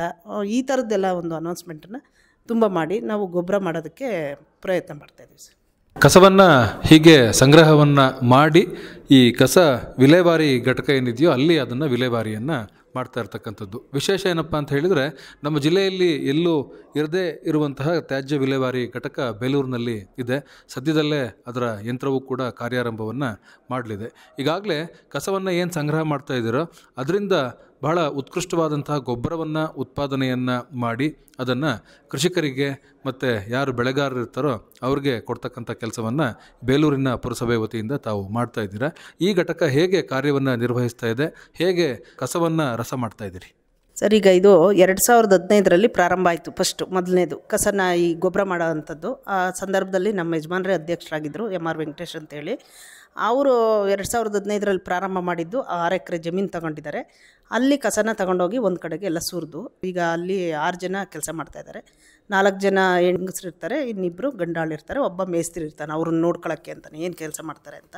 ಅವ್ರು ಏನು ಮಾಡ್ತಾರೆ, ಈ ಹಸಿ ಕಸನೆಲ್ಲ ಒಂದು ಕಡೆಗೆ ಹಾಕ್ಬಿಟ್ಟು ಗುಡ್ಡೆ ಮಾಡ್ತಾರೆ. ಅಲ್ಲಿಗೆ ನೀವು ಏನು ರೈತರು ಹೆಂಗೆ ಮಾಮೂಲಿ ಕಸ ಹೆಂಗೆ ಮಾಡ್ತಾರೋ ಹಂಗೆ ಅದೇ ರೀತಿ ಸಗಣಿನ ಮಿಕ್ಸ್ ಮಾಡಿ ಅದನ್ನು ಕಲಸಿ ಅದಕ್ಕೆ ನೀರನ್ನೆಲ್ಲ ಹಾಕಿ ಕೊಳೆಯಕ್ಕೆ ಬಿಟ್ಟು ಆ ನಂತರದಲ್ಲಿ ಅದನ್ನು ಜರಡಿ ಆಡಿಸಿ ಗೊಬ್ಬರ ಮಾಡ್ತಾ ಇರೋಂಥದ್ದು ಒಂದು ಈ ರೀತಿ ಇತ್ತು ಇದುವರೆಗೂ. ಈಗ ನಮ್ಮಲ್ಲಿ ಒಂದು ಮಿಷನ್ಗಳು ಬಂದಿದೆ. ಈಗ ಕಳೆದ 1 ವರ್ಷ ಆಯಿತು ಆಗಲೇ ಅದನ್ನೆಲ್ಲ ಇನ್ಸ್ಟಾಲ್ ಮಾಡಿದ್ದಾರೆ. ಈಗ ಈ ಸದ್ಯಕ್ಕೆ ವಾರದಲ್ಲೇ ಅದನ್ನು ನಾವು ಇನಾಗ್ರೇಷನ್ ಮಾಡ್ತಾಯಿದ್ವಿ, ಉದ್ಘಾಟನೆ ಮಾಡ್ತಾಯಿದ್ವಿ. ಆ ಮಿಷನ್ ಏನು ಕೆಲಸ ಮಾಡುತ್ತಪ್ಪ ಅಂದರೆ, ಒಂದು ಬೇಲಿಂಗ್ ಮಿಷನ್ ಅಂತ. ಅದೇನು ಮಾಡುತ್ತೆ, ಇಟ್ಟಿಗೆ ಥರ ಎಲ್ಲ ಪ್ಲಾಸ್ಟಿಕ್ಕನ್ನು ಜೋಡಿಸಿ, ನಾನು ಆಗಲೇ ಹೇಳಿದೆ, ಹಿಂಗೆ ಎಸ್ದಾಗ ಏನಾಗುತ್ತೆ, ರಸ್ತೆಯಲ್ಲಿ ಎಸ್ದಾಗ ಕಸ ತುಂಬ ಪ್ಲಾಸ್ಟಿಕ್ಕು ಒಂಥರ ಕಣ್ಣಿಗೆ ರಾಚ್ದಂಗೆ ಕಾಣ್ತಾ ಇರುತ್ತೆ. ಅದನ್ನೇ ಜೋಡಿಸಿಟ್ಟಾಗ ಏನಾಗುತ್ತೆ, ಸ್ವಲ್ಪ ಕಾಣುತ್ತೆ. ಅದನ್ನು ನಾವು ಟಾರ್ ಹಾಕೋದಕ್ಕಾದರೂ ಬಳಸ್ಬೋದು, ರೀಯೂಸ್ ಆಗ್ತಾಯಿದ್ರೆ ಅದನ್ನು ಮತ್ತೆ ಮರುಬಳಕೆ ಮಾಡ್ಬೋದು. ಇಲ್ಲ ಅಂದರೆ ಅದನ್ನು ಡಾಂಬರ್ ಹಾಕೋದಕ್ಕೆ ಆ ಪ್ಲಾಸ್ಟಿಕ್ಕನ್ನು ಬಳಸ್ಬೋದು. ಆ ಥರದ್ದೊಂದು ಮಿಷನ್ ಬಂದಿದೆ. ಅದ್ರ ಜೊತೆಗೆ ಇನ್ನೊಂದು ಟ್ರೋಮೇಲ್ ಮಿಷನ್ ಅಂತ, ಅದು ಒಂದು 40 ಲಕ್ಷ ರೂಪಾಯಲ್ಲಿ ನಾವು ಇನ್ಸ್ಟಾಲ್ ಮಾಡಿದ್ದೀವಿ. ಅದೇನು ಮಾಡುತ್ತೆ, ಒಂದು ಕಡೆಗೆ ಪ್ಲಾಸ್ಟಿಕ್ ಇರ್ಬೋದು, ಮಣ್ಣು ಇರ್ಬೋದು, ಹಸಿ ಗೊಬ್ಬರ ಒಂದು ಕಡೆಗೆ ತಗೊಳುತ್ತೆ, ಗಾಜಿನ ಚೂರನ್ನ ಒಂದು ಕಡೆಗೆ ತಗೊಳುತ್ತೆ. ಅದರಲ್ಲಿ ಮಾಮೂಲಿ ಈಗೇನು ಮ್ಯಾನ್ಯುಯಲಲ್ಲಿ ನಾವು ಮಾಡ್ತಾಯಿದ್ದೀವಿ ಗೊಬ್ಬರನ, ಅದೇ ರೀತಿ ಗೊಬ್ಬರನ ಇದು ಈ ಮಿಷನ್ನು ಮಾಡುತ್ತೆ ಸರ್. ಇದು 40 ಲಕ್ಷದ ಒಂದು ಮಿಷನ್ ಬಂದಿರೋದು. ಅದರಲ್ಲಿ ಗೊಬ್ಬರ ತಯಾರಾದರೆ ಈಗ ಸದ್ಯಕ್ಕೆ ನಾವು ಗೊಬ್ಬರ ಮಾಡ್ತಿರೋ ಗೊಬ್ಬರನ 5 ರೂಪಾಯಿ kg ಹಂಗೆ ರೈತರಿಗೆ ಕೊಡ್ತಾಯಿದ್ದೀವಿ. ನೀವು ಅದನ್ನು ಕಾಫಿ ಗಿಡಕ್ಕಾದರೂ ಹಾಕ್ಬೋದು, ಅಡಿಕೆಗಾದರೂ ಹಾಕ್ಬೋದು, ತೆಂಗಿಗೆ ಹಾಕ್ಬೋದು. ಶುಂಠಿ ಬೆಳೆಯೋರು ಸಹ ತಗೊಂಡು ಹೋಗ್ತಾ ಇದ್ದಾರೆ. ತುಂಬ ಗೊಬ್ಬರ ಚೆನ್ನಾಗಿ, ಅದು ಒಳ್ಳೆ ಗೊಬ್ಬರ ಅಂತಲೇ ಸರ್ಟಿಫೈಡ್ ಆಗಿದೆ. ಆ ಗೊಬ್ಬರನ ಈಗ ಮಿಷನಲ್ಲಿ ಮಾಡೋದ್ರಿಂದ ಜನಗಳ ಇದು ಕಡಿಮೆ ಆಗುತ್ತೆ ಮತ್ತು ಎಷ್ಟು ಗೊಬ್ಬರ ಜಾಸ್ತಿ ಉತ್ಪತ್ತಿ ಆಗುತ್ತೆ, ಬೇಗ ಆಗುತ್ತೆ. ಸ್ವಲ್ಪ ಏನಂದರೆ ಒಂದು ಮಿಷನ್ನು ಬೇಗ ಅದನ್ನು ತುಂಬ ದಪ್ಪ ತರಕಾರಿಗಳನ್ನು ಸಣ್ಣ ಚೂರಾಗಿ ಮಾಡಿದರೆ ಬೇಗ ಕರಗುತ್ತೆ. ಈಗ ಏನಾಗ್ತದೆ, ಸ್ವಲ್ಪ ಲೇಟ್ ಆಗ್ತಾಯಿದೆ ಗೊಬ್ಬರ ತಯಾರುವಂಥದ್ದು. ಆ ಮಿಷನ್ಗಳಿಗೆ ಹಾಕಿದ್ರೆ ಏನಾಗುತ್ತೆ, ಅದು ಎಲ್ಲ ಕಟ್ ಮಾಡಿ ಒಂದು ಕಡೆಗೆ ಶೇಖರಣೆ ಮಾಡೋದ್ರಿಂದ ಬೇಗ ಗೊಬ್ಬರ ಆಗುತ್ತೆ. ಇನ್ನೊಂದು ಎಲ್ಲ ಸಪ್ರೇಟ್ ಮಾಡೋದಕ್ಕೆ ಇವತ್ತೇನು ಆ ಕಸದ ಒಳಗೆ ಮಹಿಳೆಯರು, ಪೌರಕಾರ್ಮಿಕ ಮಹಿಳೆಯರು ಆ ಕಸದಲ್ಲಿ ಸ್ಮೆಲ್ಲನ್ನು ಕುಡ್ಕೊಂಡು ಅದನ್ನೆಲ್ಲ ಸಪ್ರೇಟ್ ಮಾಡೋದಿದೆಯಲ್ಲ, ಅಲ್ಲಿಗೆ ಆ ಪರಿಸ್ಥಿತಿ ಯಾವ ಹೆಣ್ಮಕ್ಳಿಗೂ ಬರಬಾರ್ದು ಸರ್. ಅಂಥ ಕಷ್ಟದ ಒಂದು ಇದರಲ್ಲಿ ಕೂತ್ಕೊಂಡು ಅವ್ರು ಕೆಲಸ ಮಾಡ್ತಾರೆ. ಅಲ್ಲಿ ಹೋಗಿ ನಿಂತರೆ ಅದು ಉಸಿರಾಡೋಕ್ಕೂ ಕಷ್ಟ ಇರುತ್ತೆ. ಅಂತಹ ಇದರಲ್ಲಿ ಕೆಲಸ ಮಾಡ್ತಾ ಇರ್ತಾರೆ. ಅವರು ಮನುಷ್ಯರೇ, ಪೌರಕಾರ್ಮಿಕರು ಅಂದ ತಕ್ಷಣ ಅವರೇನು ಇವರಲ್ಲ. ನಾವು ಮನೇಲೇ ಅದಕ್ಕೆ ನಾನು ಏನು ಹೇಳ್ತೀನಿ ಅಂದರೆ, ಸಪ್ರೇಟ್ ಮಾಡಿ ಕೊಡುವಂಥದ್ದನ್ನು ಮಾಡಬೇಕು. ಪಾಪ ಅವರಲ್ಲಿ ಕೂತ್ಕೊಂಡು ಸಪ್ರೇಟ್ ಮಾಡ್ತಾ ಇರ್ತಾರೆ. ಪ್ಲಾಸ್ಟಿಕ್ನಿರ್ಬೋದು, ಹಾಲು ಪ್ಯಾಕೆಟ್ಗಳು ಬಂದಿರುತ್ತೆ, ಅವನ್ನೆಲ್ಲ ಏನಾಗುತ್ತೆ, ಹೋಗಿ ಮನೆಯಲ್ಲೇ ನಾವು ಸಪ್ರೇಟ್ ಮಾಡಿಕೊಟ್ರೆ ಆ ಮಹಿಳೆಯರಿಗೆ ಸುಲಭ ಆಗುತ್ತೆ. ನಾವು ಪ್ರತಿ ಸಾರಿ ಹೇಳ್ತಾ ಇರ್ತೀವಿ ಸಪ್ರೇಟ್ ಮಾಡಿಕೊಡಿ ಕಸ ಅಂತ, ಆದರೆ ಸಪ್ರೇಟೇ ಮಾಡಲ್ಲ, ಹಾಗೆ ಕೊಡ್ತಾ ಇರ್ತಾರೆ. ಇಲ್ಲಿ ನಾವು ತಗೊಂಡೋಗಿ ಹಾಕಿದಾಗ ಈ ಮಿಷನ್ನು ಅದನ್ನು ಸಪ್ರೇಟ್ ಮಾಡಲಿಲ್ಲ ಅಂದರೂ ಸಹ ಅದು ಹಾಕಿದರೆ ಆ ಮಿಷನ್ ಒಳಗೆ ಅದು ಸಪ್ರೇಟಾಗಿ ಗೊಬ್ಬರ ಆಗೋದಕ್ಕೆ ಅವಕಾಶ ಆಗ್ತಾಯಿದೆ ಸರ್. ನಿಮ್ಮ ಈಗೇನು ಗೊಬ್ಬರ ಉತ್ಪಾದನೆ ಮಾಡ್ತಾ ಇದ್ದೀರೋ ಇದಕ್ಕೆ ಬೇಡಿಕೆ ಹೇಗಿದೆ ಮತ್ತು ಬಳಕೆ ಮಾಡಿದಂಥ ರೈತರು ಏನು ಅಭಿಪ್ರಾಯ ವ್ಯಕ್ತಪಡಿಸ್ತಾರೆ? ತುಂಬ ಚೆನ್ನಾಗಿದೆ ಸರ್. ಬಳಕೆ ಮಾಡಿದಂಥ ರೈತರು ಅವರು ತುಂಬ ಮತ್ತೆ ಕೇಳ್ತಾ ಇರ್ತಾರೆ. ಬೇಡಿಕೆ ಭಾಳ ಇದೆ. ನಮ್ಮ ಏನು ಸದಸ್ಯರುಗಳಿದ್ದಾರೆ ಅವರು ಕಡೆ ಇದ್ದಂಥವ್ರು, ಅವ್ರ ಕಡೆಯವರು ಅಂದರೆ ಅವ್ರುಗಳು ಕೇಳ್ತಾ ಇರ್ತಾರಲ್ಲ, ಕೊಡಿಸಿ ಅಂತಾರೆ. ನಾವು ಸದ್ಯಕ್ಕೆ ಈಗ ಕೊಟ್ಟಿಲ್ಲ. ನಾವು ಏನು ಈಗ ಮಿಷನ್ ನಾವು ಉದ್ಘಾಟನೆ ಮಾಡ್ತೀವೋ ಅವತ್ತು ಆ ಗೊಬ್ಬರನ ಕೊಟ್ಬಿಟ್ಟು ಗೊಬ್ಬರನೂ ಅಲ್ಲೇ ಹಂಚ್ದಂಗೆ ಆಗುತ್ತೆ. ಅದನ್ನು 5 ರೂಪಾಯಿ kgಯಲ್ಲಿ ನಾವು ಮಾರಾಟ ಮಾಡಿ, ಜೊತೆಗೆ ಇದನ್ನು ಮಿಷನ್ನು ಸಹ ನಾವು ಅವತ್ತೇ ಉದ್ಘಾಟನೆ ಮಾಡೋಣ ಅಂತ ಅಂದ್ಕೊಂಡಿದ್ದೀವಿ. ಕಸ ವಿಂಗಡಣಾ ಯಂತ್ರವನ್ನು ತುಂಬ ದೊಡ್ಡ ಮೊತ್ತದಲ್ಲಿ ಇತ್ತೀಚೆಗೆ ಇಲ್ಲಿ ಅನುಷ್ಠಾನವನ್ನು ಮಾಡಿರ್ತಕ್ಕಂಥದ್ದು. ಇದು ಈ ಗೊಬ್ಬರದ ಉತ್ಪಾದನೆಗೆ ಹೇಗೆ ನೆರವಾಗುತ್ತೆ? ಈ ಯಂತ್ರ ಹೇಗೆ ಕೆಲಸ ಮಾಡುತ್ತೆ? ಟ್ರಾನ್ಸ್ಫಾರ್ಮರ್ ಒಂದು ದೊಡ್ಡದು ಬೇಕಿತ್ತು, 65 kVದು. ಅದನ್ನು ಹಾಕ್ಸಿದ್ದೀವಿ. ಈಗ ಅದು ಹಾಕಿದ ನಂತರ ಈಗ ಕಲೆಕ್ಷನ್ ಕೊಟ್ಟರೆ ಮಾಮೂಲಿ ಏನು ಅದನ್ನು ಸಪ್ರೇಟ್ ಮಾಡಬೇಕು ಅನ್ನೋದೇ ಇಲ್ಲ. ಹಾಕಿದರೆ ಅದೇ ಎಲ್ಲ ಸಪ್ರೇಟ್ ಮಾಡ್ಕೊಳತ್ತೆ. ಒಂದು ಕಡೆಗೆ ಬಾಟಲ್ಗಳಿರ್ಬೋದು, ಗಾಜಿನ ಚೂರು ಇರ್ಬೋದು, ಹಸಿ ಕಸನೇ ಒಂದು ಕಡೆಗೆ ಹೋಗುತ್ತೆ. ಭಾಳ ಚೆನ್ನಾಗಿದೆ ಅದು ಮಿಷನ್ನು. ಈ ಹಾಸನ ಜಿಲ್ಲೆಯಲ್ಲಿ ಎಲ್ಲೂ ಸಹ ಅದು ಇನ್ನೂ ಆಗಿಲ್ಲ. ಹಾಸನಲ್ಲಿ ಒಂದು ಕಡೆ ಹಾಕಿದ್ದಾರೆ, ಅಲ್ಲೂ ಸಹ ಇನ್ನೂ ಅದನ್ನು ವರ್ಕ್ ಆಗ್ತಾಯಿಲ್ಲ. ಮುಂದಿನ ವಾರದಲ್ಲಿ ನಾವು ಏನಾದರೂ ಉದ್ಘಾಟನೆ ಮಾಡಿ ಅದನ್ನು ಕಾರ್ಯರೂಪಕ್ಕೆ ತಂದರೆ ನಮ್ಮ BD ಹಾಸನ ಜಿಲ್ಲೆಯಲ್ಲಿ ಬೇಲೂರಲ್ಲೇ ಫಸ್ಟು ನಮ್ಮ ಮಿಷನ್ನಲ್ಲಿ ವರ್ಕ್ ಆಗ್ತಿದೆ ಅಂತ. ಇದರಿಂದ ನಾವು ಮ್ಯಾನ್ ಪವರ್ನ ಕಡಿಮೆ ಮಾಡ್ಬೋದಾಗುತ್ತೆ. ಅಂದರೆ ಅಷ್ಟು ಜನ ಬೇಕಾಗಲ್ಲ. ಈಗ ಇಲ್ಲಾದರೆ ನಾವೇನು ಮಾಡ್ತಿದ್ವಿ, ಸಪ್ರೇಟ್ ಮಾಡೋದಕ್ಕೆ 4 ಜನ ಬೇಕಾಗ್ತಿತ್ತು ಮಹಿಳೆಯರು. ಇಲ್ಲಿ ಸಪ್ರೇಟ್ ಮಾಡೋದಕ್ಕೆ ಎಲ್ಲ ಮಿಷನ್ನೇ ಸಪ್ರೇಟ್ ಮಾಡ್ಕೊಳ್ಳುತ್ತೆ. ಹಾಗಾಗಿ ಇದು ಒಳ್ಳೆ ಯಂತ್ರ ಅಂತಲೇ ಹೇಳ್ಬೋದು. ನಗರ ಪ್ರದೇಶಗಳಲ್ಲಿ ಇದು ಬಳಕೆ ಜಾಸ್ತಿ ಆದಷ್ಟು ಇವತ್ತು ಪೌರಕಾರ್ಮಿಕರ ಕೊರತೆ ಇದ್ದೇ ಇದೆ. ನಿಮ್ಗೆ ಗೊತ್ತು, ಎಲ್ಲ ಕೆಲಸ ಮಾಡೋದಕ್ಕೆ ಯಾರು ಪೌರಕಾರ್ಮಿಕರು ಸಿಗ್ತಾ ಇಲ್ಲ. ಹಾಗಾಗಿ ಇವತ್ತು ಏನು ಕಸ ವಿಂಗಡಣೆ ಮಾಡೋದಕ್ಕೆ ಇಂಥ ಯಂತ್ರಗಳು ಬಂದಾಗ ಪೌರ ಕಾರ್ಮಿಕರನ್ನ ಬೇರೆದಕ್ಕೆ ಬಳಸ್ಕೋಬೋದಾಗುತ್ತೆ. ಈ ಯಂತ್ರಗಳೇ ಆ ಗೊಬ್ಬರ ಮಾಡೋದಕ್ಕೆ ಮಾಡಿದರೆ ಏನು ನಮ್ಮ ಜಾಗತಿಕ ಮಟ್ಟದಲ್ಲಿ ನಡೀತಿರೋವಂಥ ಒಂದು ಸಮಸ್ಯೆ ಅಂತ ನಾನು ಏನಾಗಲೇ ಹೇಳಿದೆ, ಕಸದ ಒಂದು ವಿಲೇವಾರಿ, ಅದು ಸ್ವಲ್ಪ ಕಡಿಮೆ ಆಗುತ್ತೆ. ಈ ಗೊಬ್ಬರ ಬಳಸೋದ್ರಿಂದ ಭೂಮಿಗೆ ಕೂಡ ಫಲವತ್ತತೆ ಸಿಗೋದ್ರಿಂದ ರಾಸಾಯನಿಕ ಗೊಬ್ಬರಗಳನ್ನು ಬಳಸಬಾರ್ದು ಅಂತ ನಾವೇನು ಹೇಳ್ತೀವಿ, ಅದರ ಬದಲಿಯಾಗಿ ಈ ಗೊಬ್ಬರ ಬಳಸೋದ್ರಿಂದ ಅನುಕೂಲ ಜಾಸ್ತಿ ಅಂತಲೇ ಹೇಳ್ಬೋದು. ಈಗ ಪುರಸಭೆಯಿಂದ ಉತ್ಪಾದನೆ ಮಾಡ್ತಾ ಇರ್ತಕ್ಕಂತಹ ಗೊಬ್ಬರ ಏನಿದೆಯೋ ಇದು ಪ್ರಮಾಣಿತ ಗೊಬ್ಬರವೂ ಕೂಡ ಹೌದು. ಅದನ್ನು ಪ್ರಮಾಣೀಕರಣವನ್ನು ಕೂಡ ಮಾಡಲಾಗಿದೆ. ಹಾಗಾಗಿ ಯಾವ ಬೆಳೆಗಾದರೂ ಕೂಡ ಅದನ್ನು ಬಳಕೆಯನ್ನು ಮಾಡ್ಬೋದು. ಹೌದು, ನಿಜ. ನಾನು ಆಗಲೇ ಹೇಳಿದಾಗೆ ತೆಂಗು, ಕಾಫಿಗಂತೂ ತುಂಬ ತಗೊಂಡು ಹೋಗ್ತಾರೆ. ಬೇಡಿಕೆ ಇರೋದೇ ಹೆಚ್ಚು ಕಾಫಿ ತೋಟಗಳಿಗೆ. ಮೆಣಸಿಗೆ ಹಾಕಿದರೆ ಭಾಳ ಎಲೆಗಳು ತುಂಬ ಅದು ಚಿಗುರು ಹೊಡೆಯುತ್ತೆ. ಮತ್ತು ತೆಂಗು ಇರ್ಬೋದು, ಅಡಿಕೆ, ಎಲ್ಲದಕ್ಕೂ ಏನು ಶುಂಠಿಗಂತೂ ನೀವು ನೋಡಿದ್ದೀರ, ಮೊದಲೇ ತುಂಬ ಗೊಬ್ಬರ ಹಾಕ್ತಾರೆ. ಅದ್ರ ಬದಲಿಗೆ ಈ ಗೊಬ್ಬರನ ಬಳಸೋದ್ರಿಂದ ಶುಂಠಿಗೆ ಬೇರೆ ರಾಸಾಯನಿಕ ಗೊಬ್ಬರ ಹೆಚ್ಚು ಬಳಸಿ ಅದರಿಂದ ಆರೋಗ್ಯದ ಮೇಲೆ ಹಾನಿಕರ ಏನಾಗ್ತಾಯಿದೆ ಅದು ಕಡಿಮೆ ಆಗುತ್ತೆ. ಹಾಗಾಗಿ ನಾವು ಮಾಡೋವಂಥ ಗೊಬ್ಬರನ ಅತಿ ಹೆಚ್ಚು ಬಳಸಲಿ ಅನ್ನೋದು ನನ್ನ ಒಂದು ಉದ್ದೇಶ. ಇತ್ತೀಚೆಗೆ ಇಲ್ಲಿ ಈ ಕೊಳಚೆ ನೀರಿನ ಶುದ್ಧೀಕರಣ ಘಟಕವನ್ನು ಕೂಡ ಪ್ರಾರಂಭವನ್ನು ಮಾಡಿದ್ದೀರಿ. ಸಿವೇಜ್ ಟ್ರೀಟ್ಮೆಂಟ್ ಪ್ಲಾಂಟ್ ಅಂತ ಹೇಳಿ. ಅಂತ ಅಂದರೆ ಕೊಳಚೆ ನೀರು ಏನಿರುತ್ತೋ ಅದನ್ನು ಶುದ್ಧೀಕರಣವನ್ನು ಮಾಡಿ ಮತ್ತೆ ಬಳಕೆಗೆ ಯೋಗ್ಯವಾಗಿ ಮಾಡುವಂಥದ್ದು. ಇದು ಕೂಡ ಬೇಲೂರಿನಲ್ಲಿ ಒಂದು ವಿಶೇಷ ಅಂತೇಳಿ ಹೇಳ್ಬೋದು. ಯಾಕೆಂದರೆ ನಮ್ಮ ಜಿಲ್ಲೆಯಲ್ಲಿ ಬೇರೆ ಯಾವ ಭಾಗದಲ್ಲಿಯೂ ಕೂಡ ಈ ತರಹದ ಒಂದು ಘಟಕ ಇರೋದಿಲ್ಲ. ಇದು ಹೇಗೆ ಕೆಲಸವನ್ನು ಮಾಡ್ತಾ ಇದೆ, ಇದರಿಂದ ಏನು ಅನುಕೂಲಗಳು ಲಭಿಸುತ್ತೆ? ಸರ್, ನಿಮಗೆ ಗೊತ್ತಿರೋಂಗೆ ಈಗ ಏನಾಗಿದೆ, UGD ಅಂದ ತಕ್ಷಣ ಅಲ್ಲಿ ಸ್ಮೆಲ್ ಅಂತೂ ತುಂಬ ಇರುತ್ತೆ. ಆ ನೀರನ್ನು ಎಲ್ಲೂ ಬಳಸೋಕ್ಕಾಗಲ್ಲ. ಅತಿ ಹೆಚ್ಚು ಬಳಕೆ ಆಗ್ತಿರೋದು ಮನೆಗಳಲ್ಲಿ ನೀರು UGDಗೆನೆ. ಯಾಕೆಂದರೆ ನಾವೀಗೆಲ್ಲ ಆಧುನಿಕವಾದಂತಹ ಒಂದು ಕಮೋಡ್ಗಳನ್ನು ಯೂಸ್ ಮಾಡ್ತಾಯಿದ್ವಿ. ಅದು ಒಂದು ಸಾರಿ ಫ್ಲಶ್ ಮಾಡಿದರೆ 3 ರಿಂದ 5 ಲೀಟ್ರ್ ನೀರು ಒಂದು ಸಾರಿಗೆ ಬಳಕೆ ಆಗ್ತಾ ಇರುತ್ತೆ. ನಮಗೆ ಅತಿ ಹೆಚ್ಚು ಬೇಕಾಗ್ತಾ ಇರೋದು ಬಚ್ಚಲ ಮನೆ, ಟಾಯ್ಲೆಟ್ಟು ಮತ್ತು ಬಟ್ಟೆ ತೊಳೆಯೋದಕ್ಕೆ. 3ಕ್ಕೆ ವಾಷಿಂಗ್ ಮಿಷನ್ ಇರ್ಬೋದು, ಅಥವಾ ಕೈಯಲ್ಲಿ ತೊಳೆಯೋದಿರ್ಬೋದು, ಪಾತ್ರೆ ತೊಳೆಯೋದು, ಇದಕ್ಕೆ ಅತಿ ಹೆಚ್ಚು ನೀರನ್ನು ನಾವು ಬಳಸ್ತಾ ಇರ್ತೀವಿ. ಈಗ ನಾವೆಲ್ಲ ವಿದೇಶಗಳಲ್ಲೆಲ್ಲ ಹೋದಾಗ ಇದೇ ಥರ ಏನು ಈ ಕೊಳಚೆ ನೀರನ್ನು ಶುದ್ಧೀಕರಣ ಮಾಡಿ ಕುಡಿಯುವಂತಹ ಕೆಲಸನೂ ಅದೇ ನೀರನ್ನು ಬಳಸ್ತಾ ಇರೋವಂಥದ್ದನ್ನು ನಾವು ನೋಡ್ತಾ ಇದ್ದೀವಿ. ಆದರೆ ನಾವು ಕೇಳಿದಾಗ ಅಸಹ್ಯ ಮಾಡ್ಕೊಳ್ತೀವಿ. ಬಟ್ ಅದು ಸತ್ಯನೂ ಹೌದು. ಸಿಂಗಾಪುರ್ ಅಂತ ಒಂದು ವಿದೇಶದಲ್ಲೇ ಆ ನೀರನ್ನೇ ಕುಡಿಯೋದಕ್ಕೂ ಬಳಸ್ತಾ ಇದ್ದಾರೆ. ಅದು ತುಂಬ ವರ್ಷದಿಂದನೇ ಈ ಟೆಕ್ನಾಲಜಿನ ಅವರು ಅಲ್ಲೆಲ್ಲ ಬಳಸ್ಕೊಂಡಿದ್ದಾರೆ. ಬಟ್ ನಮಗೆಲ್ಲ ಏನಾಗಿದೆ, ಈಗ ಇತ್ತೀಚಿನ ದಿನಗಳಲ್ಲಿ ನಮ್ಮ ದೇಶಗಳಲ್ಲಿ ಇದು ಜನಪ್ರಿಯ ಆಗ್ತಾಯಿದೆ. ಬಟ್ ನಾವು ಯಾರೂ ಅದನ್ನು ಕುಡಿಯೋದಕ್ಕೆ ಬಳಸ್ತಾ ಇಲ್ಲ. ಏನು ರೈತರು ಹೊಲ ಗದ್ದೆಗಳಿಗೆ ಬಿಟ್ಕೊಳ್ತಾ ಇದ್ದಾರೆ ಆ ನೀರನ್ನೆಲ್ಲ. ಜೊತೆಗೆ ಏನು ನೇರವಾಗಿ UGD ನೀರು ಒಳಗೆ ಬಿಡ್ತಾಯಿದ್ರು ಮುಂಚೆ ಎಲ್ಲ. ಈಗ ಇದೊಂದು ನಮಗೆ ತುಂಬ ವರದಾನ ಆಯಿತು ಅಂತಲೇ ಹೇಳ್ಬೋದು ಈ ಟೆಕ್ನಾಲಜಿಯಿಂದ. ಇದು ಶುದ್ಧೀಕರಣಕ್ಕೆ 3-4 ಕಂಪಾರ್ಟ್ಮೆಂಟ್ ಮಾಡಿರ್ತಾರೆ, ದೊಡ್ಡ ದೊಡ್ಡ ಕಂಪಾರ್ಟ್ಮೆಂಟ್ ಮಾಡಿದ್ದಾರೆ. ಅಲ್ಲಿಗೆ ಏನಾಗುತ್ತೆ, ಈ ಹೋದಂತಹ ಇಡೀ ಬೇಲೂರಿನ UGD ನೀರನ್ನೆಲ್ಲ ಒಂದು ಕಡೆ ಸಂಗ್ರಹ ಮಾಡ್ತಾರೆ. ಅದು ಸ್ಮೆಲ್ ಹೋಗೋದಕ್ಕೆ ಒಂದಷ್ಟು ಪೌಡ್ರ್ಗಳನ್ನು ಬಳಸಿ ಅಲ್ಲಿ ಸ್ಮೆಲ್ ಹೋಗೋಕ್ಕೆ ಮಾಡ್ತಾರೆ ಮೊದಲಿಗೆ. ಆ ನಂತರದಲ್ಲಿ ಅದು ತಿಳಿ ಆಗಕ್ಕೆ ಬಿಡ್ತಾರೆ. ಆಮೇಲೆ ಕಲರ್ ಚೇಂಜ್ ಆಗಕ್ಕೆ ಮಾಡ್ತಾರೆ. ಆ ನಂತರ ಅದನ್ನು ಮತ್ತೆ ಏನೇ ಮಿಷನರೀಸಲ್ಲಿ ಅಲ್ಲಿ ನಿಮಗೆ ಬಂದಿದ್ದರೆ ತೋರಿಸ್ತಾ ಇದೆ. ಇನ್ನೇನು ಈ ವಾರದಲ್ಲಿ ಆ ಘಟಕ ಉದ್ಘಾಟನೆ ಆಗ್ತಾಯಿದೆ. ಬಟ್ ಆದರೆ ಅದು ಈಗಾಗಲೇ ಆಲ್ರೆಡಿ ವರ್ಕ್ ಶುರುವಾಗಿದೆ. ಅದು ಮಾಡ್ತಾಯಿದೆ, ಅದರ ಪಾಡಿಗೆ ಅದು ಕೆಲಸ ಆಗ್ತಾಯಿದೆ. ನಾವು ಅದನ್ನು ಸಾಂಕೇತಿಕವಾಗಿ ಉದ್ಘಾಟನೆ ಮಾಡಬೇಕಷ್ಟೇ. ಅದರ ಕೆಲಸ ಆಗಿದೆ, ಅದ್ರ ಪಾಡಿಗೆ ಅದು ಕೆಲಸ ನಡೀತಾ ಇದೆ. ಅದು ಕ್ಲೀನ್ ಮಾಡಿ ಆ ನೀರನ್ನು ಹೊಳೆಗೆ ಬಿಡ್ತಾಯಿದ್ದೀವಿ. ಆ ನೀರು ಮುಂದೆ ಹರಿದೋಗುತ್ತೆ. ಹೊಲ ಗದ್ದೆಗಳಿಗೆ ರೈತರೆಲ್ಲ ಬಳಸ್ಕೊಳ್ತಾ ಇದ್ದಾರೆ. ಅಲ್ಲೆಲ್ಲ ತುಂಬ ಗದ್ದೆಗಳಿದ್ದಾವೆ, ಅದಕ್ಕೆ ಬಳಕೆ ಆಗ್ತಾಯಿದೆ ನೀರು.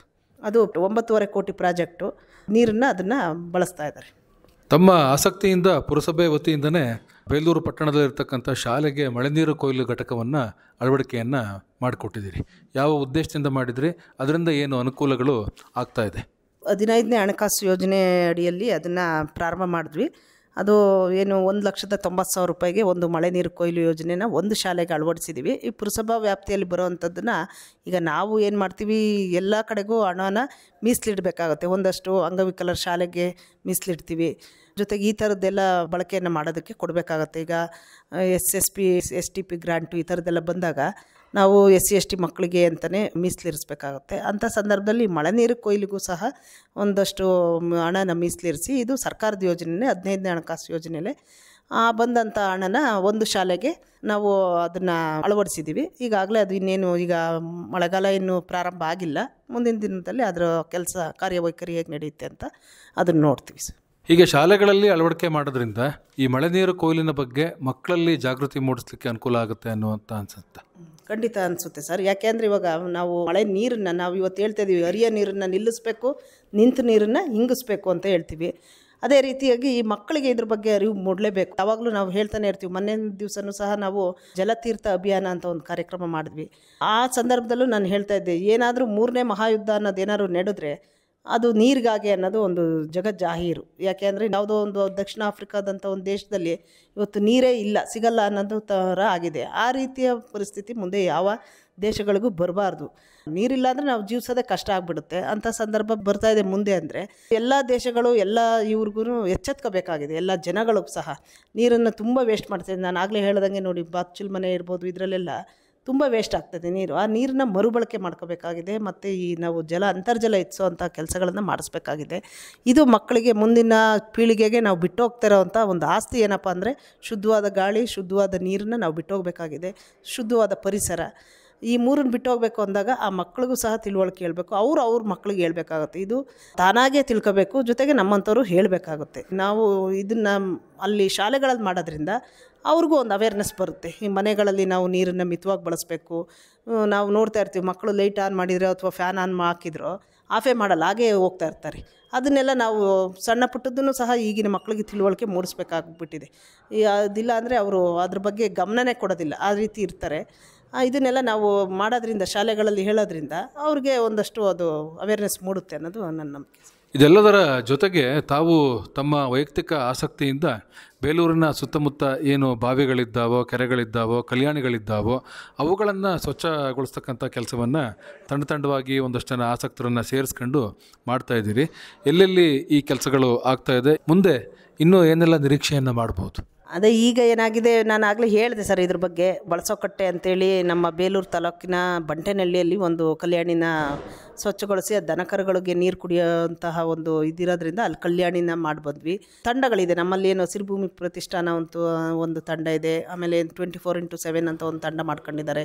ಅವರು ಕರೆದಾಗ ಎಲ್ಲ ಕಡೆ ಬರ್ತಾರೆ ಅವರು. ಮತ್ತು ಸ್ವಚ್ಛ ಏನು ಪರಿಸರ, ನಾವು ಪ್ರತಿ ವರ್ಷ ಜಾತ್ರೆ ನಡೆಯುತ್ತೆ ನಮ್ಮ ಬೇಲೂರು ಚೆನ್ನಕೇಶ್ವರ ಜಾತ್ರೆ. ಆ ಜಾತ್ರೆ ಸಂದರ್ಭದಲ್ಲಿ ಹೋಗಿ ದೇವಸ್ಥಾನ ಸುತ್ತಮುತ್ತ ಸ್ವಚ್ಛತೆ ಮಾಡ್ತೀವಿ ನಾವು ಪೌರಕಾರ್ಮಿಕರ ಜೊತೆ ಸೇರಿಕೊಂಡು. ಮತ್ತು ವಿಶೇಷ ದಿನಗಳಲ್ಲಿ ಸ್ವಚ್ಛ ಮಾಡೋವಂಥದ್ದು ಇರ್ಬೋದು. ಕಲ್ಯಾಣಿಗಳನ್ನು ಕ್ಲೀನ್ ಮಾಡೋದು, ಕೆರೆಗಳನ್ನು ಕ್ಲೀನ್ ಮಾಡೋದು ಬಹಳ ಕಷ್ಟ ಸರ್. ಏನಾಗಿದೆ, ಈಗ ನರೇಗಾ ಯೋಜನೆಯಲ್ಲಿ ಗ್ರಾಮ ಪಂಚಾಯತಿಗೆ ಅದು ಬಂದಿರುತ್ತೆ, ಆದರೆ ನಮಗೆ ಪುರಸಭೆಗೆ ಬರೋಲ್ಲ. ಇದು ಇವರು ಕಲ್ಯಾಣಿಗಳನ್ನು ಕ್ಲೀನ್ ಮಾಡೋವಂಥದ್ದು ಅಥವಾ ಕೆರೆ ಕಟ್ಟೆಗಳನ್ನು ಕ್ಲೀನ್ ಮಾಡೋವಂಥದ್ದು ಪಂಚಾಯತಿಗಳಿಗೆ ಕೊಡ್ತಾರೆ. ಅವರು ಅದನ್ನು ಕ್ಲೀನ್ ಮಾಡಬೇಕಾಗತ್ತೆ. ಅವ್ರು ಮಾಡುವಂಥ ಸಂದರ್ಭದಲ್ಲಿ ನಾವು ಸಹ ಹೋಗಿ, ನಮಗೆ ಗೊತ್ತಾದರೆ ನಾವು ಹೋಗಿ ಅಲ್ಲಿ ಕಲ್ಯಾಣಿ ಕ್ಲೀನ್ ಮಾಡೋವಂಥದ್ದನ್ನ ಕೆಲಸಗಳಿಗೆ ನಾವು ಸಹ ಅವ್ರ ಜೊತೆ ಕೈ ಜೋಡಿಸೋವಂಥದ್ದು ಇರ್ಬೋದು. ಅಥವಾ ಅವ್ರಿಗೇನಾದರೂ ಆರ್ಥಿಕವಾಗಿ ಸಹಾಯ ಮಾಡಬೇಕು ಅಂದರೆ ಮಾಡೋವಂಥದ್ದು. ಈ ರೀತಿ ಯೋಜನೆಗಳನ್ನು ನಾನು ಮುಂದಿನ ದಿನಗಳಲ್ಲೂ ಮಾಡೋದಕ್ಕೆ, ಯಾಕೆಂದರೆ ನಾನು ಸಿರಿಭೂಮಿ ಪ್ರತಿಷ್ಠಾನದ ತಾಲೂಕು ಅಧ್ಯಕ್ಷೆ ಬೇರೆ ಇರೋದ್ರಿಂದ ತುಂಬ ಗಿಡಗಳನ್ನು ನೆಡೋವಂಥ ಕೆಲಸ ಮಾಡ್ತೀನಿ. ನಾವೇನೇ ಒಂದು ವರ್ಷದ ಅವಧಿಯಲ್ಲಿ ನಾವು ಏನಿಲ್ಲ ಅಂದ್ರೆ ಅಮ್ಮಮ್ಮ ಅಂದರೂ ಒಂದು 500 ತನಕ ಗಿಡಗಳನ್ನು ನೆಟ್ಟಿದ್ದೀವಿ ಈಗ ಆಲ್ರೆಡಿ. ಬೇಲೂರು ತಾಲೂಕಲ್ಲಿ ನಾವು ಇಂದಿರಾ ಕ್ಯಾಂಟೀನ್ ಇರ್ಬೋದು, ಅಲ್ಲಿ ಪುರಸಭೆ ಜಾಗ ಆಗಾಗ ಅಲ್ಲಿ ನೆಟ್ಟಿದ್ದೀವಿ. ಮತ್ತು ನಮ್ಮದು ವಾಟರ್ ಟ್ಯಾಂಕು ಇದೆ ನಮ್ಮದು, ಅಲ್ಲಿಗೆ ಯಾರನ್ನೂ ಬಿಡಲ್ಲ. ಅಲ್ಲಿಗೆ ನಮ್ಮ ತಂಡದವ್ರನ್ನ ಕರ್ಕೊಂಡೋಗಿ, ಅದೊಂದು ರಿಸ್ಟ್ರಿಕ್ಟೆಡ್ ಏರಿಯಾ, ಅಲ್ಲಿ ಹೋಗಿ ಗಿಡಗಳನ್ನು ಒಂದಷ್ಟು ನೆಟ್ಟು ಒಂದಷ್ಟು ಪಾರ್ಕ್ ಥರ ಮಾಡಿ ಬಂದಿದ್ದೀವಿ. ತುಂಬ ಒಳ್ಳೆ ಗಿಡಗಳನ್ನು ನೆಟ್ಟಿದ್ದೀವಿ ಇವ್ರ ಹತ್ರ ಇಸ್ಕೊಂಡು. ಜೊತೆಗೆ ಏನು ಒಂದು ಪಾರ್ಕನ್ನು ನಾವು ಏನು ಪರಿಸರ ದಿನಾಚರಣೆ ದಿವಸ ಸಾಲುಮರದ ತಿಮ್ಮಕ್ಕ ಅವರನ್ನು ಮತ್ತು ಅವ್ರ ಮಗನ್ನ ಕರೆದು ಒಂದು ಪಾರ್ಕಲ್ಲಿ ಒಂದಷ್ಟು ಗಿಡಗಳನ್ನು ನೆಟ್ವಿ. ಈ ರೀತಿ ಬೇಲೂರಲ್ಲಿರೋಂತಹ ಒಂದು 34 ಪಾರ್ಕನ್ನು ಗುರುತಿಸಿದ್ವಿ. ಆ 34 ಪಾರ್ಕನ್ನು ಅಭಿವೃದ್ಧಿ ಮಾಡಿಸ್ಬೇಕಂತ ನನ್ನ ಒಂದು ಬಹಳ ಮನದಾಸೆ ತುಂಬ ಇತ್ತು ನನಗೆ. ಅದಕ್ಕಾಗಿ ನಾವೇನು ಮಾಡಿದ್ವು, ಪರಿಸರ ದಿನಾಚರಣೆ ದಿವಸ ಈ ಸಾಲುಮರದ ತಿಮ್ಮಕ್ಕ ಅವ್ರ ಮಗ ನಮ್ಮ ಈ ಕಾರ್ಯಕ್ರಮಕ್ಕೆ ಬಂದಿದ್ದಂಥ ಸಂದರ್ಭದಲ್ಲಿ 34 ಪಾರ್ಕನ್ನು ನಾವು ಮಾಡಿಕೊಡ್ತೀವಿ ಅಂದರು. ಸದ್ಯ ಒಂದಾದರೂ ಮಾಡಿಕೊಡಿ ಅಂತ ಹೇಳಿದ್ದೀನಿ. ಅವರು ಮಾಡಿಕೊಡ್ತೀವಿ ಅಂತೇಳಿ ಈಗ ಒಂದನ್ನು ಕ್ಲೀನ್ ಮಾಡಿ ಅದಕ್ಕೆ ಸುತ್ತ ತಂತಿ ಬೇಲಿ ಹಾಕಿ ಅದನ್ನು ಸಾಲುಮರದ ತಿಮ್ಮಕ್ಕ ಅವ್ರ ಹೆಸರನ್ನೇ ಇಟ್ಟು ಒಂದು ಪಾರ್ಕನ್ನು ಒಂದು ಅಭಿವೃದ್ಧಿ ಮಾಡಬೇಕು ಅಂತ ಈಗ ಅಂದ್ಕೊಂಡಿದ್ದೀವಿ. ಸದ್ಯದಲ್ಲಿ ಈ ವಾರದಲ್ಲಿ ಕೆಲಸ ಅದು ನಡೀತಾ ಇದೆ. ಬೇಲೂರಲ್ಲಿರೋಂತಹ ಏನು 35 ಪಾರ್ಕ್ಗಳಿಗೂ ನಾವು ಹಣ ಹಾಕೋಕ್ಕಾಗಿಲ್ಲ, ಬಟ್ ಗುರ್ತು ಮಾಡಿಬಿಟ್ಟಿದ್ದೀವಿ. ಮುಂದಿನ ದಿನದಲ್ಲಿ ಹಂತವಾಗಿ ಆ ಪಾರ್ಕ್ಗಳನ್ನ ನಾವು ಅಭಿವೃದ್ಧಿ ಮಾಡೋದಕ್ಕೆ ಬದ್ಧವಾಗಿದೆ. ಪರಿಸರಕ್ಕೆ ಪೂರಕವಾದಂತಹ ವಿಚಾರಗಳು ಮತ್ತು ತಾವು ಮಾಡ್ತಾ ಇರ್ತಕ್ಕಂಥ ಕೆಲಸಗಳ ಬಗ್ಗೆ ಸುದೀರ್ಘವಾಗಿ, ಬಹಳ ವಿವರವಾಗಿ ನಮ್ಮ ಕೇಳುಗರಿಗೆ ತಾವು ತಿಳಿಸ್ಕೊಟ್ರಿ. ಪರಿಸರಕ್ಕೆ ಸಂಬಂಧಪಟ್ಟ ಹಾಗೆ ಇನ್ನೂ ಹೆಚ್ಚಿನ ಮಾಹಿತಿ ಬೇಕು ಅಂತ ಹೇಳಿದರೆ, ಪರಿಸರಕ್ಕೆ ಸಂಬಂಧಪಟ್ಟ ಹಾಗೆ ನಿಮ್ಮ ನೆರವು ಬೇಕು ಅಂತ ಹೇಳಿದರೆ ನಿಮ್ಮನ್ನು ಸಂಪರ್ಕ ಮಾಡ್ತಕ್ಕಂಥದ್ದು ಹೇಗೆ? ಸರ್, ನನ್ನ ನಂಬರ್ ಹೇಳಿಬಿಡ್ತೀನಿ.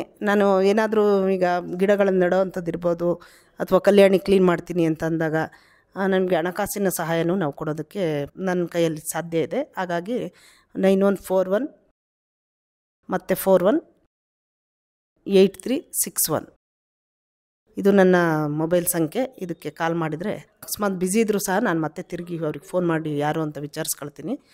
ಈ ನಂಬರ್ಗೆ ಕಾಲ್ ಮಾಡಿ ನನ್ನ ಸಂಪರ್ಕಿಸಲಿ. ಸಂಪರ್ಕ ಸಂಖ್ಯೆಯನ್ನು ಮತ್ತೊಮ್ಮೆ ಹೇಳಿ. 9141418361. ತಮ್ಮೆಲ್ಲ ವಿಚಾರಗಳಿಗೆ ನಮ್ಮೆಲ್ಲ ಕೇಳುಗರ ಪರವಾಗಿ ತಮಗೆ ಹೃತ್ಪೂರ್ವಕವಾದಂತಹ ಧನ್ಯವಾದಗಳು. ನಮಸ್ಕಾರ. ನಮಸ್ಕಾರ ಸರ್. ನಮಸ್ಕಾರ.